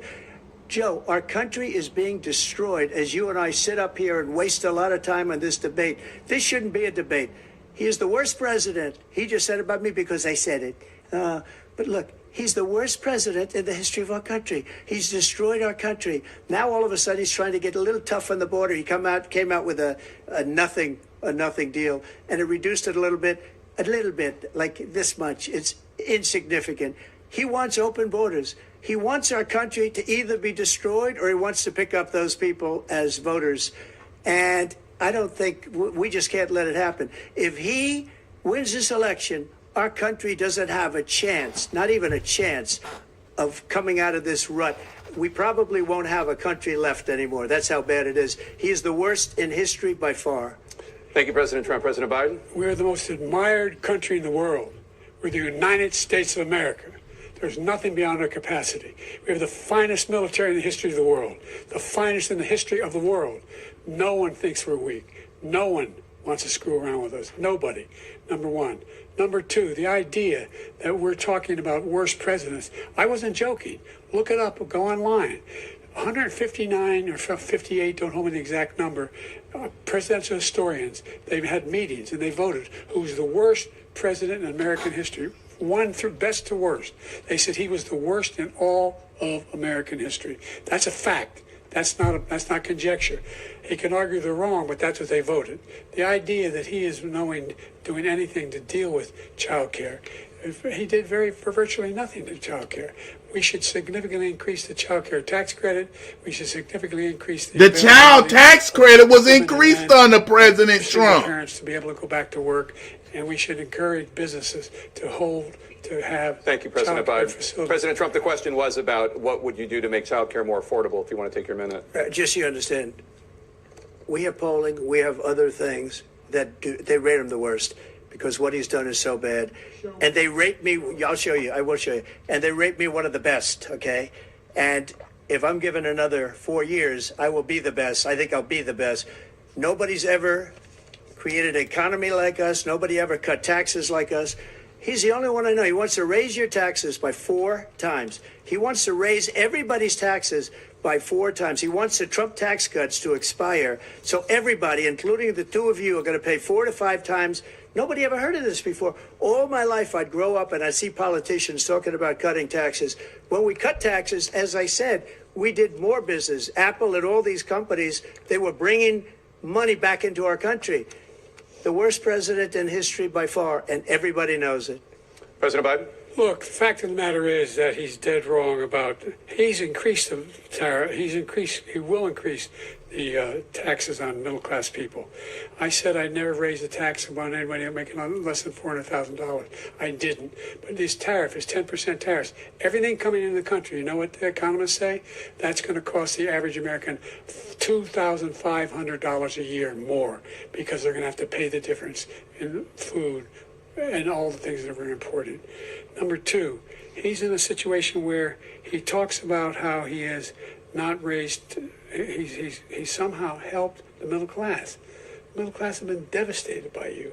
Now you want a new tax cut of $5 trillion over the next 10 years, which is going to fundamentally bankrupt the country.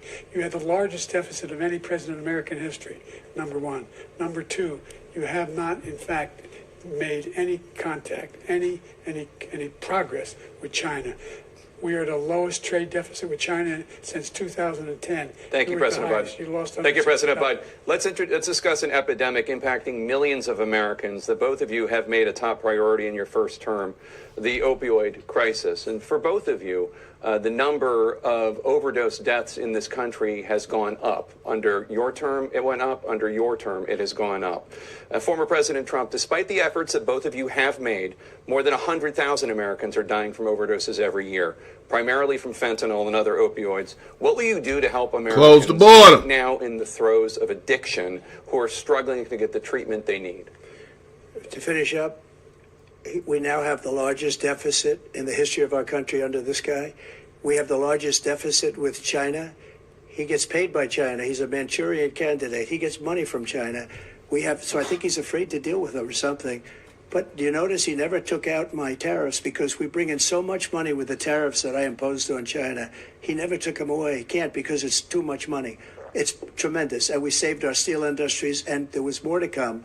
But he hasn't done that. He hasn't cut the tariffs because he can't, because it's too much money.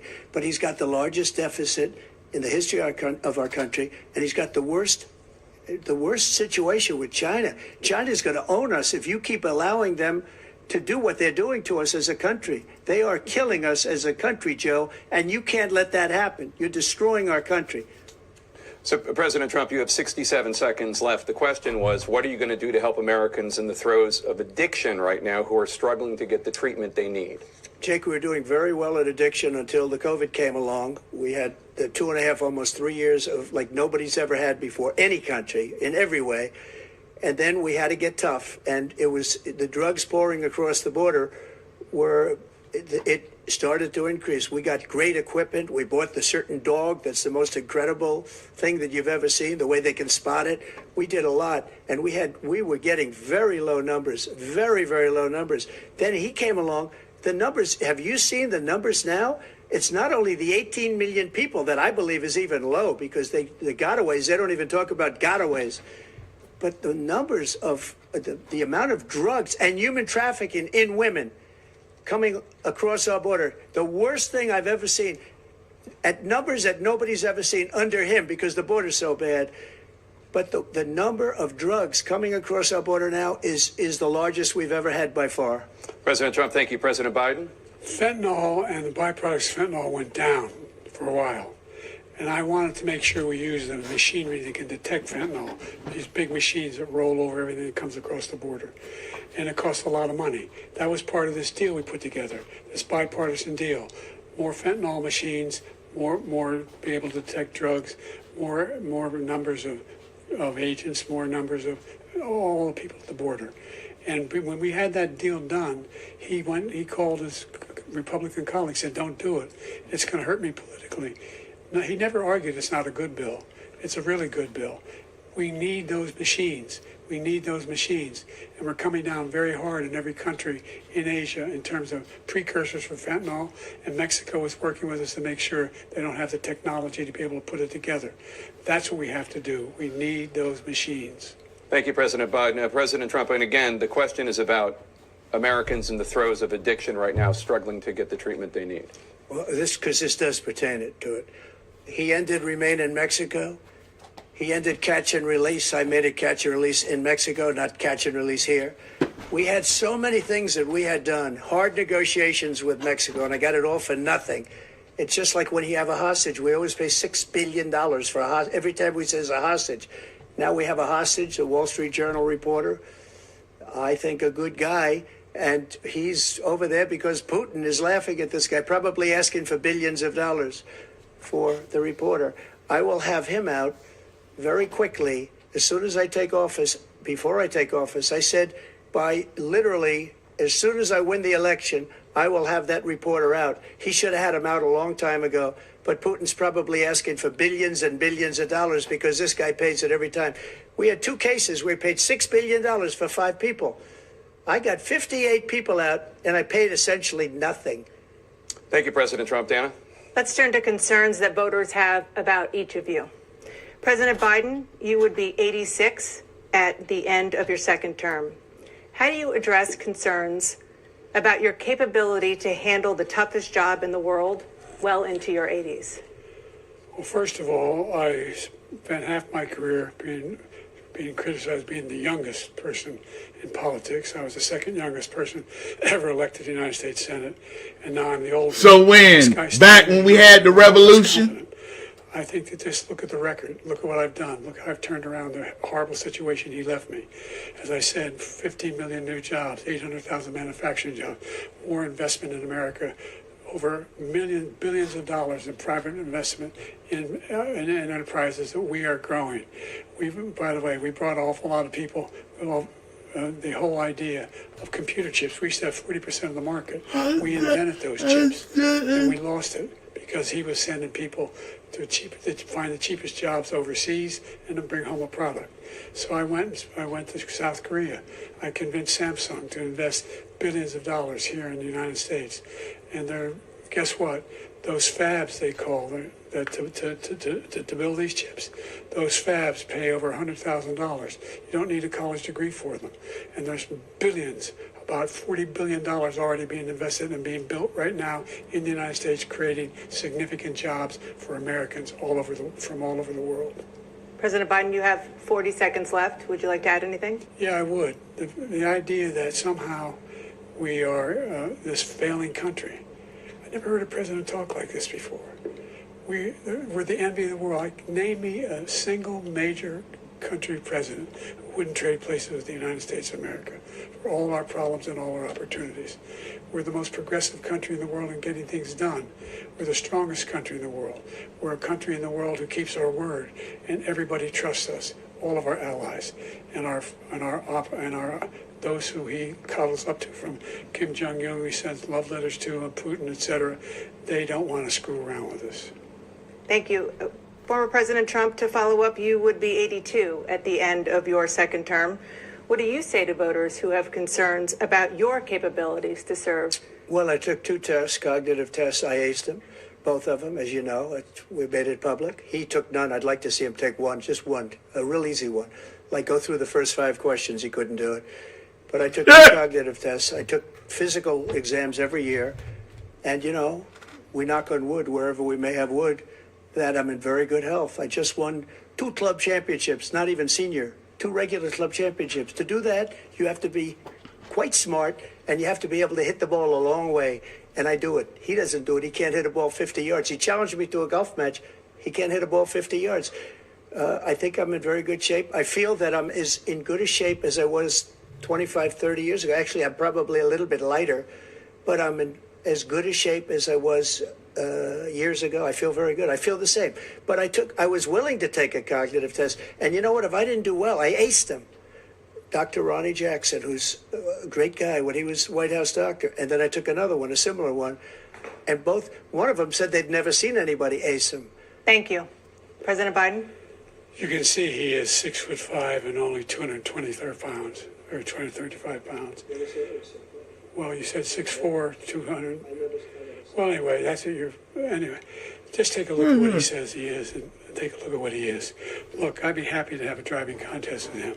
The reason I got my handicap, which when I was vice president, down to a 6. But by the way, I told you before, I'm happy to play golf if you carry your own bag. Think you can do it? That's the biggest lie. He's a 6 handicap of all. I was an 8 handicap. Yeah. 8. But I have, how many? I've seen you swing. I know you swing. Okay, let's not act like children. President Trump, we're going to turn Let's not act like children. to a specific concern that voters have about you. Will you pledge tonight that once all legal challenges have been exhausted, that you will accept the results of this election, regardless of who wins? And what about that's? You will say right now that political violence in any form is unacceptable. Well, I shouldn't have to say that, but of course I believe that. It's totally unacceptable. And if you would see my statements that I made on Twitter at the time, and also my statement that I made in the Rose Garden, you would say it's one of the strongest statements you've ever seen. In addition to the speech I made in front of, I believe, the largest crowd I've ever spoken to. And I will tell you, nobody ever talks about that. They talk about a relatively small number of people that went to the Capitol and in many cases were ushered in by the police. And as Nancy Pelosi said, it was her responsibility, not mine. Trump is 6'3". But the answer is, if the election is fair, free, and I want that more than anybody. And I'll tell you something.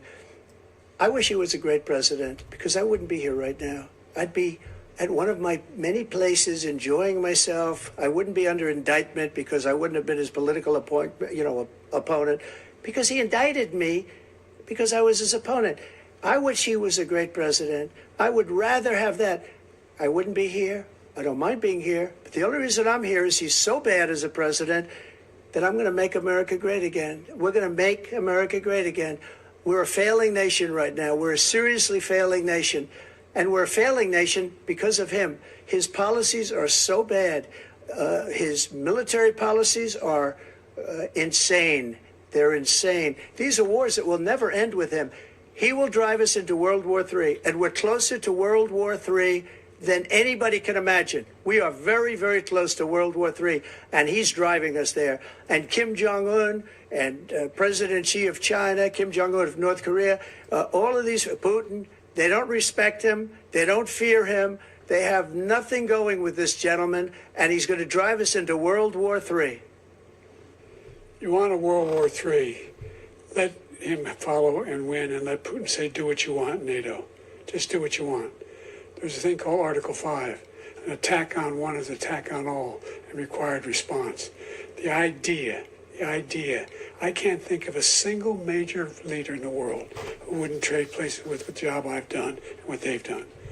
Because we are a powerful nation. We have wonderful people. It's because of the people, not me. It's because of the American people. They're capable of anything, and they step up when they're needed. And right now, we're needed. We're needed to protect the world because our own safety is at stake. And again, you want to have a war, just let Putin go ahead and take Kyiv, make sure they move on, see what happens in Poland, Hungary, and other places along that border. Then you have a war. President Trump, as I come back to you for a follow-up, the question was, will you accept the results of this election, regardless of who wins? Just to finish what he said, if I might, Russia, they took a lot of land from Bush. They took a lot of land from Obama and Biden. They took no land, nothing from Trump, nothing. He knew not to do it. You're not going to play games with me. He knew that. I got along with him very well, but he knew not to play games. He took nothing from me. But now he's going to take the whole thing from this man right here. That's a war that should have never started. It would have never started ever with me. And he's going to take Ukraine. And, you know, you asked me a question before, would you do this? He's got us in such a bad position right now with Ukraine and Russia, because Ukraine's not winning that war. He said, I will never settle until such time. They're running out of people. They're running out of soldiers. They've lost so many people. It's so sad. They've lost so many people, and they've lost those gorgeous cities with the golden domes that are 1,000 years old, all because of him and stupid decisions. Russia would have never attacked if I were President president. Trump, the question was, will you accept the results of the election, regardless of who wins? Yes or no, please. If it's a fair and legal and good election, absolutely. I would have much rather accepted these, but the fraud and everything else was ridiculous. And if you want, we'll have a news conference on it in a week, or we'll have another one of these in a week.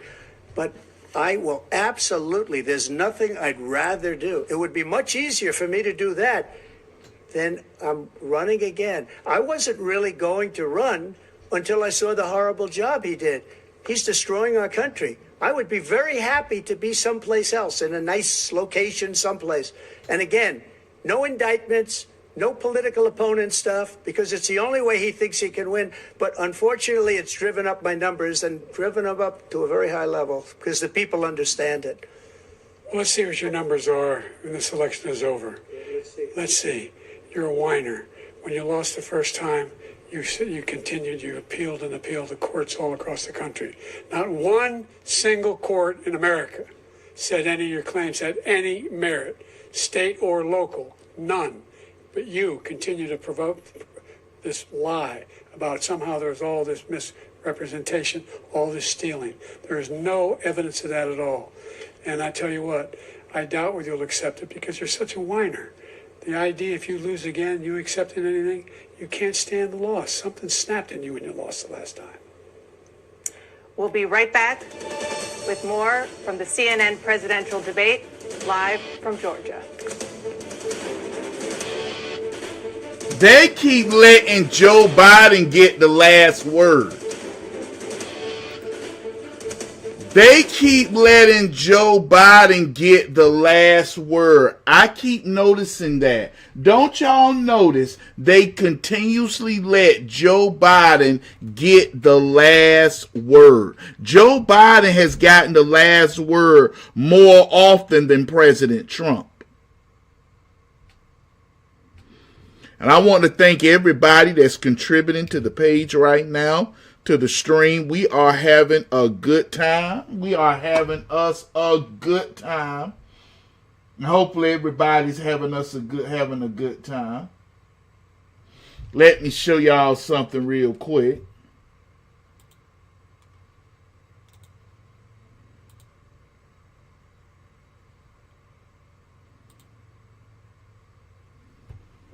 Hey y'all, I need y'all, if you have a Twitter page, go and participate in this. Liberals, here's what liberals are doing.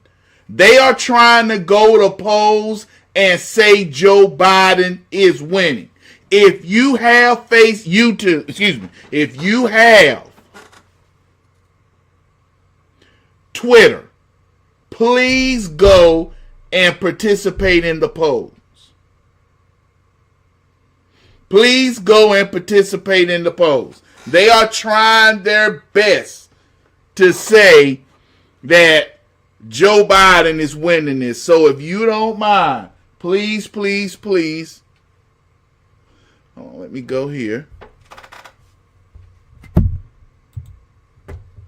There you go. That's the poll. If you don't mind, look, they're trying their best to get this poll. These are the people who have reposted. Okay, Trump girl.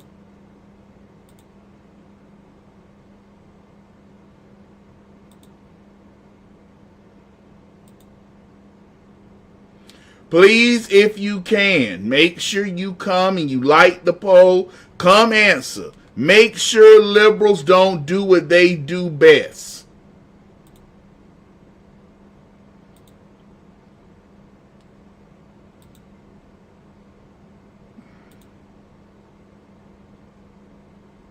$87 votes. And so they are trying to get this to where it's quote unquote, please go to Mind of Jamal. Go on and take my beautiful little poll.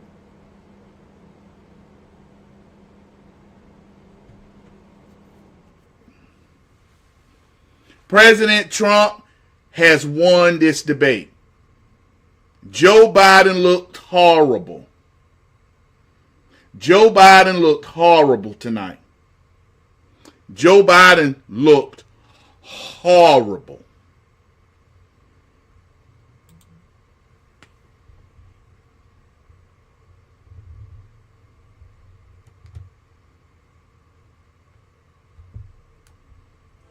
It is now time for the candidates to deliver their closing statements as predetermined by a coin toss. We're going to begin with you, President Biden. You have 2 minutes.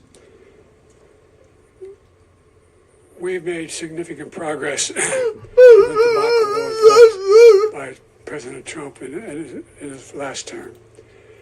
We find ourselves in a situation where, number one, we have to make sure that we have a fair tax system. I ask anyone out there in the audience, or anyone out watching this, Nigga, please. the tax system is fair. The fact is that I said nobody even making under $400. Nigga, please. Any increase in their taxes, and it will not. And if I'm reelected, that'll be the case again. But this guy has increased your taxes because of the deficit. Number one, is a moron. M-O-E-R-O-N. Moron. Is a. And he finds himself in a position where he now wants to tax you more by putting a 10% tariff on everything that comes into the United States of America. What I did, when, for example, he wants to get rid of the ability of Medicare Oh, he's stroking. Negotiate drug Hey, what are he doing? He's stroking. We got it. He's stroking to the east. He's stroking to the west. He's stroking all the camera cars. He's stroking everywhere. For every senior, no matter how much prescription they need. You know what that did? That reduced the federal debt by $160 billion over 10 years because the government doesn't have to pay the exorbitant prices. I'm going to make that available to every senior. All it's back up, Sheila. Rumble is on. In America, he wants to get rid of that. I'm going to make sure that we have child care. We're going to significantly increase the credit people have for child care. I'm going to make sure we do something about what we're doing on lead pipes and all the things that are causing health problems for people across the country. We're going to continue to fight to bring down inflation and give people a break. Thank you, President Biden. President Trump, you now have 2 minutes for your closing statement. Like so many politicians, this man is just a complainer. He said, we want to do this, we want to do that, we want to get rid of this tax, that tax. But he doesn't do anything. All he does is make our country unsafe by allowing millions and millions of people to pour in. Our military doesn't respect him. We look like fools in Afghanistan. We didn't stop Israel. It was such a horrible thing that would have never happened. It should have never happened. Iran was broke. Anybody that did business with Iran, including China, they couldn't do business with the United States. They all passed. Iran was broke. They had no money for Hamas or Hezbollah, for terror, no money whatsoever. Again, Ukraine should have never happened. He talks about all this stuff, but he didn't do it. For 3.5 years, we're living in hell. We have the Palestinians and we have everybody else rioting all over the place. You talk about Charlottesville. This is 100 times Charlottesville, 1,000 times. The whole country is exploding because of you. Because they don't respect you, and they have to respect their president, and they don't respect you throughout the world. What we did was incredible. We rebuilt the military. We got the largest tax cut in history, the largest regulation cut in history. The reason he's got jobs is because I cut the regulations that gave jobs. But he's putting a lot of those regulations back on. All of the things that we've done, nobody's never seen anything like. Even from a medical standpoint, right to try, where we can try space-age materials instead of going to Asia or going to Europe and trying to get when you're terminally ill. Now you can go and you can get something. You sign a document. They've been trying to get it for 42 years. But you know what we did for the military was incredible. Choice for our soldiers, where our soldiers, instead of waiting for 3 months to see a doctor, can go out and get themselves fixed up and readied up and take care of themselves, and they're living. And that's why I had the highest approval rating in the history of the VA. So all of these things, we're in a failing nation, but it's not going to be failing anymore. We're going to make it great again. Thank you, former President Trump, President Biden. Stay with us because we have full analysis of this debate. Anderson Cooper and Aaron Burnett starts now on CNN. And they're going to start lying.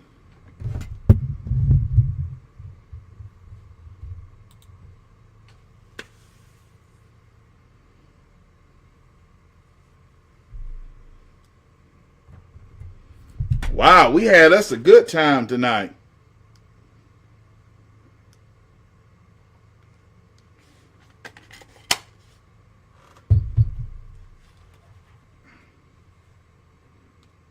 That's it.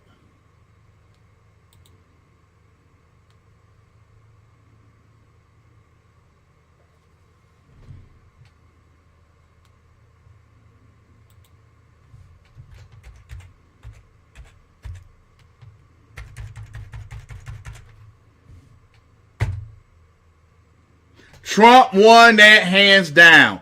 I'm sorry. Anybody saying Donald Trump. Hello, everyone. I'm Dana Perino, along with Judge Janine Pirro, Harold Ford Jr., Jesse Waters, and Greg Gutfeld. It's 5 o'clock in New York City, and this is The Five.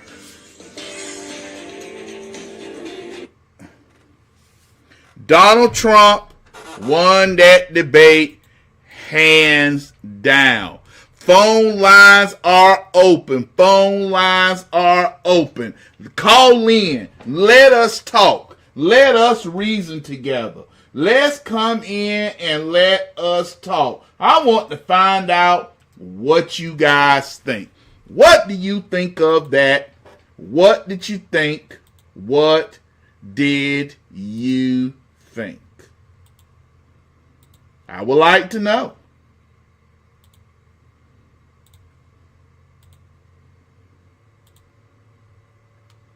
I would like to know, what did you think? Did you think President Trump could have did better?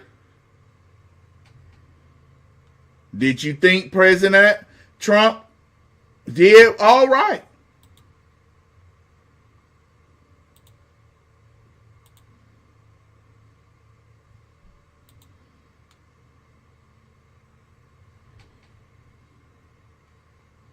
All right, got the phone calls coming in. Got the phone calls coming in. Uh-oh, got the phone calls coming in. Uh-oh, got the phone calls coming in.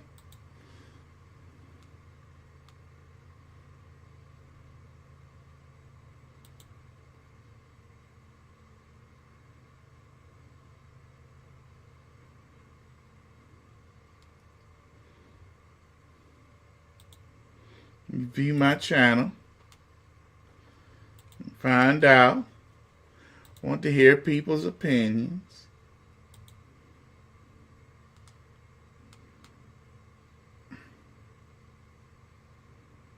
Let me view my channel. Everybody, oh wow, that's a lot of people calling in. All right. Let me go on put this up here. Let me go and get Steve Simpson. Let me go and set things up, everybody. I'm just trying to bring everything up. Get Rumble.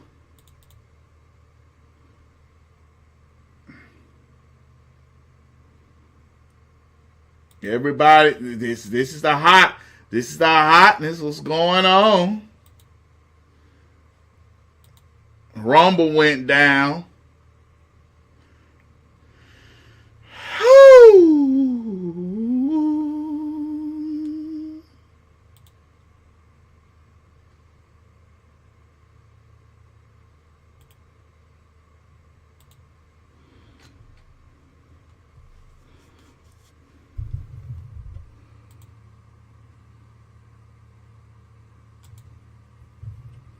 Hey, Mr. Steve, what's going on with you tonight? You got a minute and a half. What did you think of that debate tonight? Who did you think won, and did you think President Trump left something on the floor he should have took care of? I thought it was a hoot. I missed the first 30 minutes, but yeah, Trump should have brought up what was it, Snoops or whatever it's called, said about Charlotte. Yes, Snopes. Yeah, Snopes. He should have brought the receipts because he knew it was going to come up. But you can't say Biden was juiced tonight. If he was juiced, he was overjuiced because he was lost.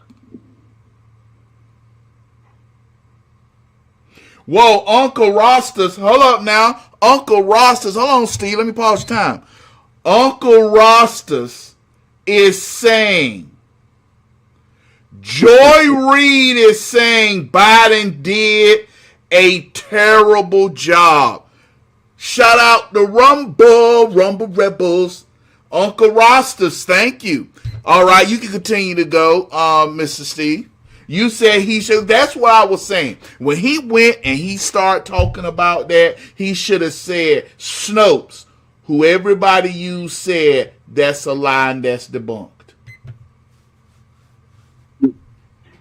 He should have, because they are the most liberal-leaning fact checkers there is. And he should have brought that up. But, however, Trump did a good job. He riled Biden. You could tell that Biden was getting a little bit angry. And the more angry he got, the more confused he got. Yes, he did. And you start seeing Biden start freezing.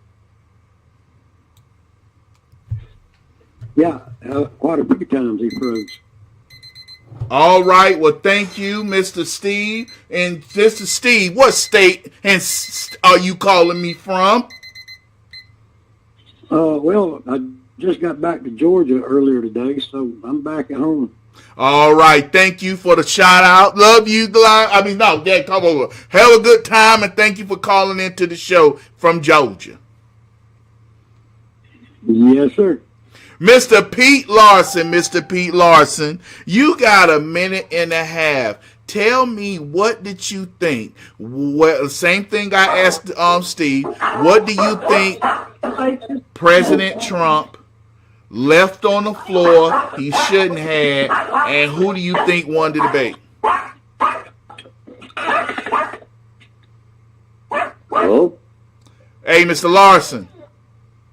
Oh, I didn't know you were talking to me, Jamal. Yeah. I'm sorry. Yes, that sir. Dog's barking. Who do you think won the who do you think won the debate? One. Number two, what did you think? Do you think Donald Trump left something on the floor? I think Trump did much better.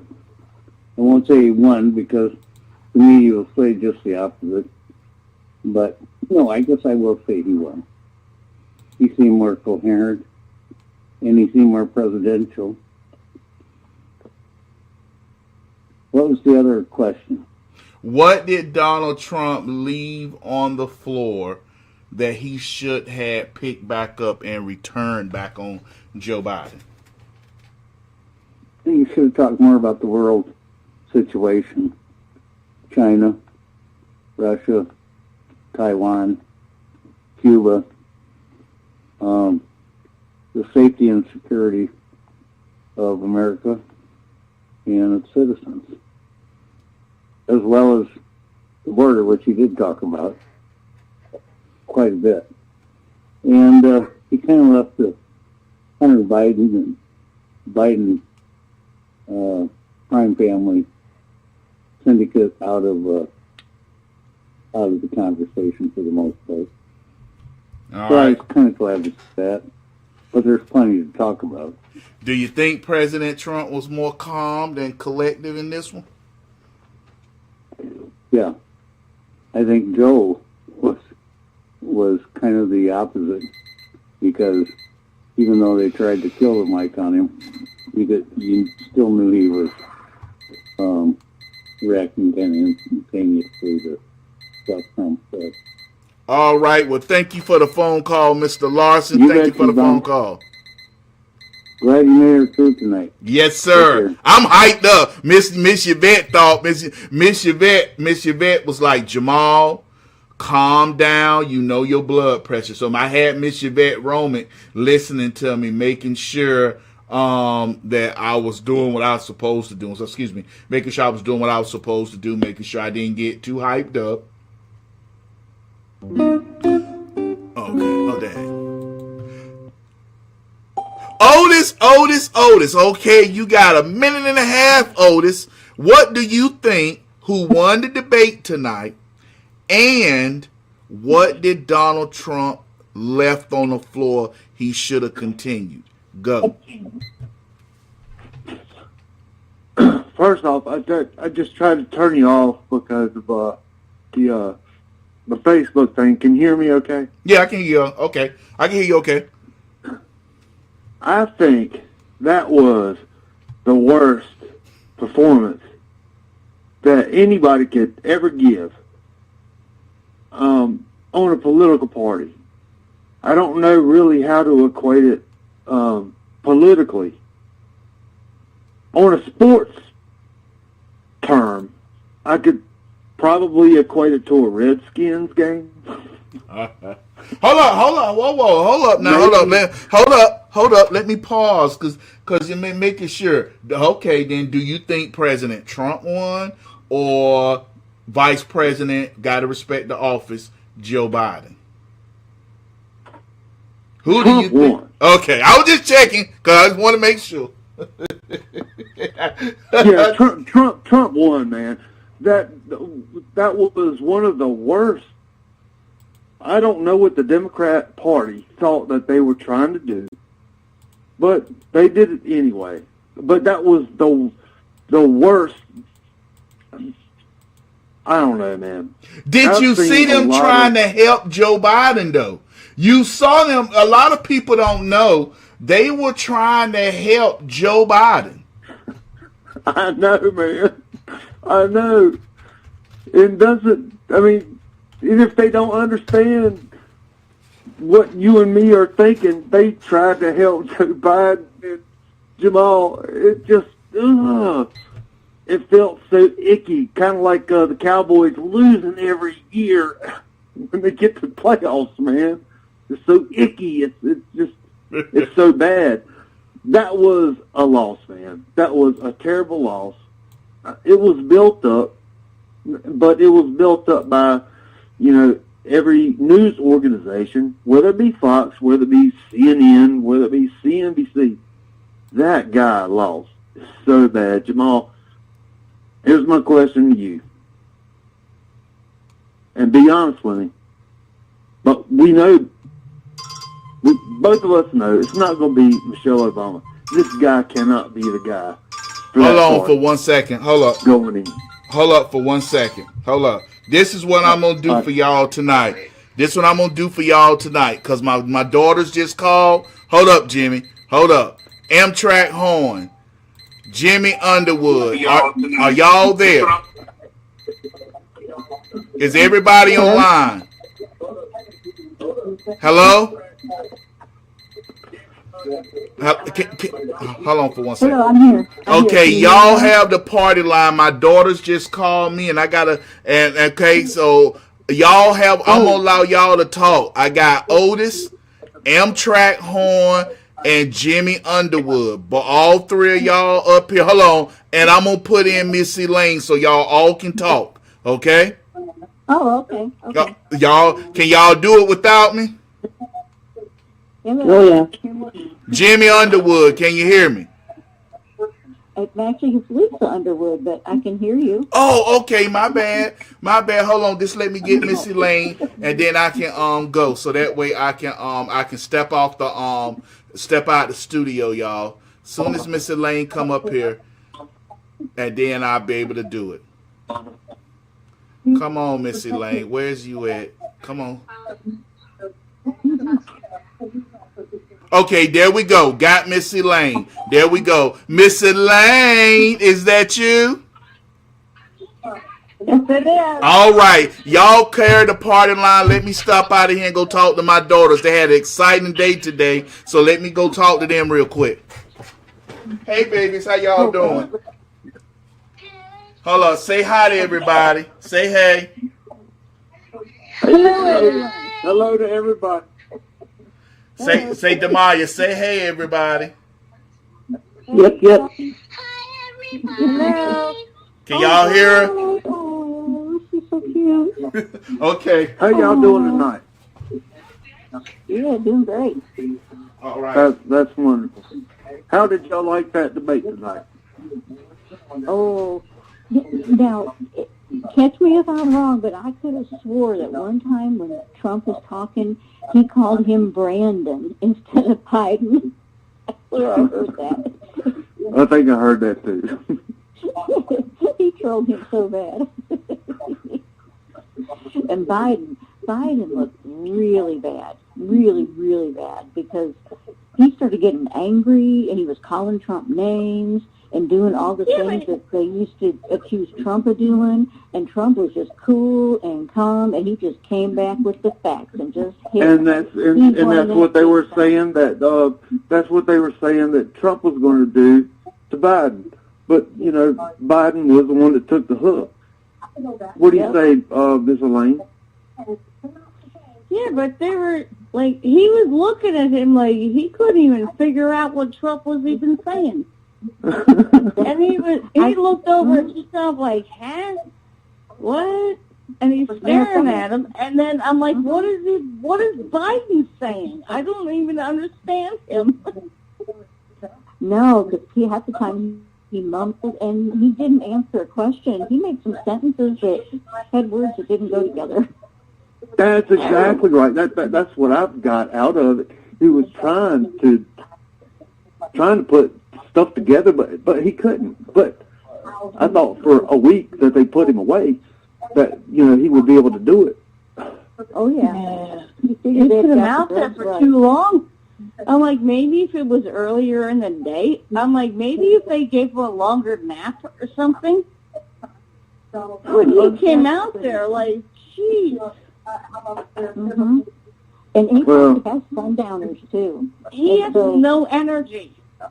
Mm-hmm. Oh no, none at all. He has no energy at all. Nope. I don't get it. I don't understand. It was a total fail. If that's what that. And he just stares into space, like, huh? What? But you know what? You know what this is going to do? He did so poorly, this is going to give them their out to figure out a way to get rid of him and put someone else in, like Newsom or Hillary or Whitmer, one of those crazy people. Can they even do that? Maybe after this debate, maybe after this, they'll pull the 25th Amendment and throw Kamala Harris up there until they figure something else out. They can't stand her, so they won't let her in there. So they'll do something else different. They can't stand her. No, they can't stand her. She's terrible. Nobody likes her. Nobody likes her. So who all is on the line right now? And this is the thing, if they get rid of her, she's the kind of person, she will turn on everybody and get all the dirt out there. I bet you. Hey, Jendea, tell everybody, hey. She would do that. No energy. Say it again. I mean, it's terrible. Everybody that thinks that... Jendea, say it loud, okay? Say it loud and clear. Oh. Hi, everybody! Come on, yeah? He's still out. Okay. Who's there? That was my daughter saying hi, everybody. That was my oldest daughter saying hi, everybody. Hi. Well, hello, little lady. You can hear him, Jendea? Oh, hello. Yeah. So everybody can be able to see. They're going to get rid of him. Okay. They're going to pull him out. So, y'all have fun? I'm having fun. Yeah. It's party night. It is a party night tonight. We are all there. We are having fun. It is a party night. Yeah, the same token is you said they're going to throw them out. Who can they immediately put in? They can't do anything. Who do you think they're going to throw up there as far Newsom? Or Hillary. No, or a Newsom Hillary ticket. I don't they think can't put anybody. They can't put anybody in there but Kamala Harris, and that's it. Yeah, right. I'm saying for well, the until the election is what I'm talking about. Yeah, They'll that's let what I'm him saying. do his thing, but they'll have him say something like, "I'm just so upset about my son. I just don't think I can run. Somebody else is going to have to do it." And then They have to put Kamala Harris in there. That's it. Because No. I'm not saying his presidency. I'm saying the election. Okay. I'm not saying he'll step down as president. Oh, you'll think okay? So But you he'll think they're say, going "I'm to not term gonna him run. out? I got too much going on. I can't do another 4 years. You know, I need to be with my son and make some kind of goofy excuse." And then they'll throw in, like, I'm thinking a Newsom Hillary ticket. They're both making the rounds. If you saw the things Newsom's doing, and he was at the debate tonight too. I don't think they can. I don't think they can put in Newsom. If they didn't put in the vice president at this point, they're in for a whole lot of more trouble for a whole longer time than they think. And they aren't going to do that. So, like I said, Kamala, she'll turn around and she'll spill the beans on people. Oh yeah, She's that kind of person. Everyone's got beans on her. Well, you probably won't care. She's very corrupt. She did. That one. Come on. She is very corrupt. You're very right. Yeah. Well, that's true. Yeah, that's true. But I don't know how they can. I think she'll start stabbing people in the back. If they term limit him, then they have to put someone else to run against Trump. Now. That's why I'm saying Newsom and Hillary ticket or something like that. And like I said, Well, I don't think it'll be Big Mike. Well, the Big time's Mike running doesn't want out. Yeah, time is running out. But here's my thing: is that get him on the ticket, get the new person on the ticket. Yeah. With everything that's with them right now on that ticket with Joe Biden, and yeah, he picked Kamala Harris, and the only reason he did it is because it was race based. It was. Oh yeah, and he. Well, the thing is, he never would have picked her because he's a racist. And he's oh yeah, absolutely. But the people that the voters that they would lose, that if Kamala wasn't the next one on the ticket, I think it would be. Well, it's already a catastrophe. A lot of people say, it would be a Michelle Obama, but she doesn't want it. You mean Big Mike? Big Mike. That's Big Mike. Like, yeah. Talk about hump day. That ain't no woman. Sorry. That ain't no woman. Please. This is the best place in the world to talk to people, man. This is awesome. But yeah, Big Mike. Okay. Big Mike. That's Big Mike, and Big Mike doesn't want it. What day is it? Hump day. And Newsom's been doing all this stuff, like, having China, the He's China also been over, at the White House and everything else. Yeah, he's really trying to position himself to step on in. He's shady. He's very shady. And he's scary because people will be fooled by him because he's got that smooth talking thing. But is he related to Pelosi? Yes. Yeah, that's her. He's his son-in-law, I think, or nephew, something like that. It's a pretty immediate family member, to Pelosi. Mm-hmm. And see the whole thing. With anything political, and what people don't realize, if you look at the three counties surrounding Washington, Washington D.C. All right. Well, there are 4 counties, just counties, not just counties. 4 counties in the United States that are the most, well, they're the wealthiest. Well, 3 of them are right around Washington, D.C. All right, everybody, I am back. I am back. Now, let me ask y'all a question this. I don't know if anybody asked it. Do you think President Trump did smart by, instead of playing down Joe Biden, play him up basically like he was Barack Obama versus Donald Trump, and everybody came in there expecting a strong Joe Biden and have seen it's been an absolute disaster because they're saying let the ladies go first, Jamal, and I'll answer you last. Missy Lane, you first.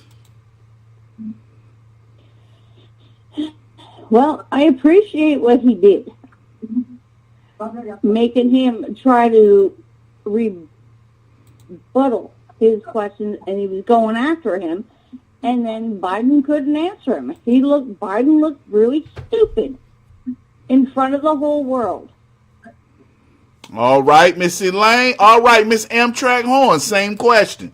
President Trump and the Republicans built up Joe Biden. They built this debate up as Trump versus Obama. Like, Biden is going to come out this strong and it's going to be all this, which all of us, I was expecting Biden to be stronger than this.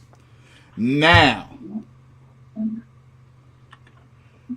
tell me, what do you think?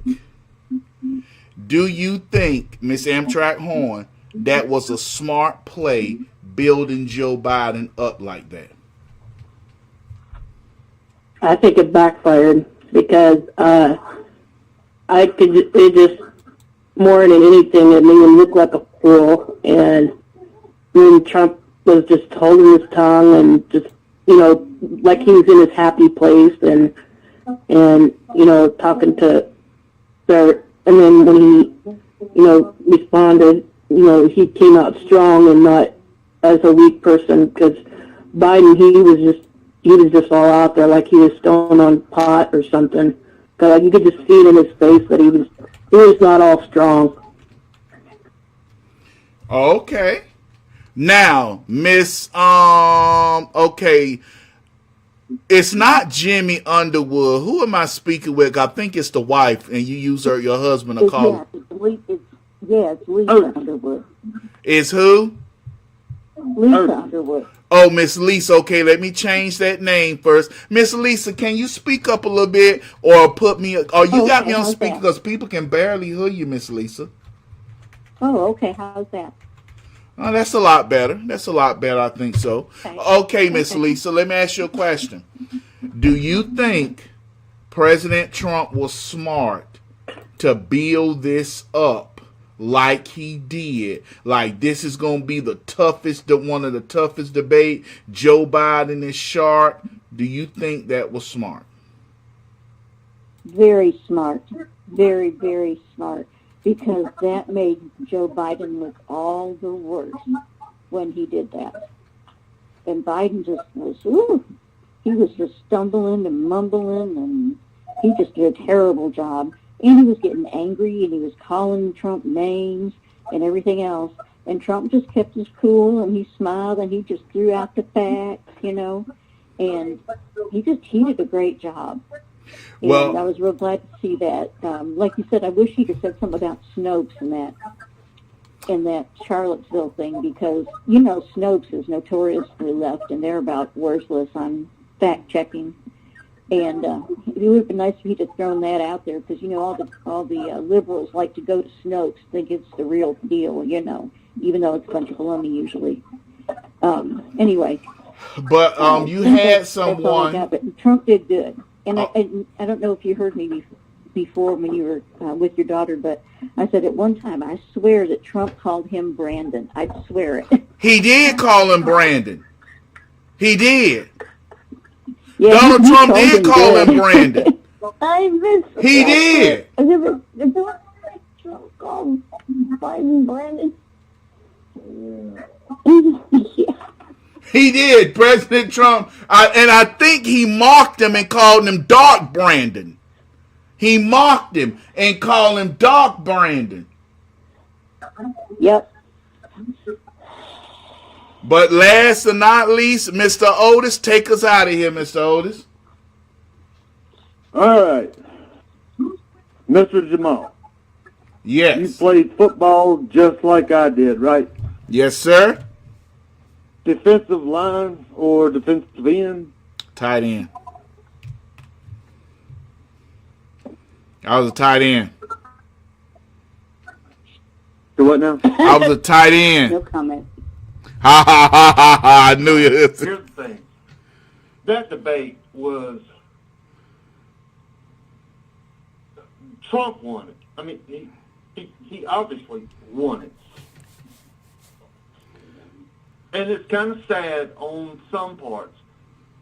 It's, good on our part, on, other parts of the debate. But one of the things that, when they tried to bring up his legal issues, well, that was cheap. It was cheap. But, it is smart or not. Smart or not. He was smart to do what he did tonight, man. I think, in my opinion. He was smart just to keep his... He was smart not to do what me and you would do on a football field, to talk junk. It just kept his composure and just talked out the facts. And he did. Well, I'm going to tell y'all. It was kind of sad to watch what Joe did, man. I mean, honestly, I don't understand why people that want to vote for him don't understand that. Because people that want him to run, it's sad, man. And I thank everybody for calling in tonight, and I thank you all for holding the line while I had to go and watch. I had to go talk to my daughters on FaceTime. But thank you, Mr. Otis. Thank you for calling in. Missy Lane, thank you for calling in. Love you, Missy Lane. Amtrak Horn, love you. Thank you for calling in. Miss Lisa Underwood, thank you for calling in. Everybody, I thank them all for calling in tonight and having a party line without me. You know what that, y'all? And before he even say it, because I know Rapper 10,000 is going to say it. Yes, Rapper, I did get that from Tommy. Because Tommy, if he knows Tommy Sotomayor, if he knows you, Tommy Sotomayor will do that. Like, if he know the people, he'll let them carry on the show without him while he take care of some. So before you say it, Rapper 10,000, yes, I did get that from Tommy. Yes, I did, which was a good idea. And I'm so glad the people who called in tonight was able to enjoy and call in, but they are roasted. When Uncle Ruckus said that, when they said that Joy Reid said this was horrible, everybody, this was horrible. Well, I'm about to go in here, lay it down, and go to bed. We had us an awesome time. I'm about to head in here, run in here, and lay it down. Heavenly Father, we come unto you to pray. First and foremost, Lord Jesus, please forgive me of all my sin and iniquity. Lord Jesus, forgive me because I fell short. Lord Jesus, everyone under the sound of our voice, we ask for forgiveness of our sin and iniquity. For the husband that's watching me right now, we pray for the safe security of his wife and children. For the wife that's watching me right now, we pray for the safety security of her husband and children. For the grandparents that's watching us right now, we pray for the safe security of their grandchildren and children. I pray that you keep my wife safe from danger seen and unseen. I pray that you keep my children safe, keep them safe from danger seen and unseen. As for me, continue to open the door no man can close. Now unto him who was able to keep you from falling and keep thee, to our only wise God, our Lord and Savior Jesus Christ, who is God Almighty, let everyone say amen. All right, everyone, I thank you all for coming. God bless you all. Good night.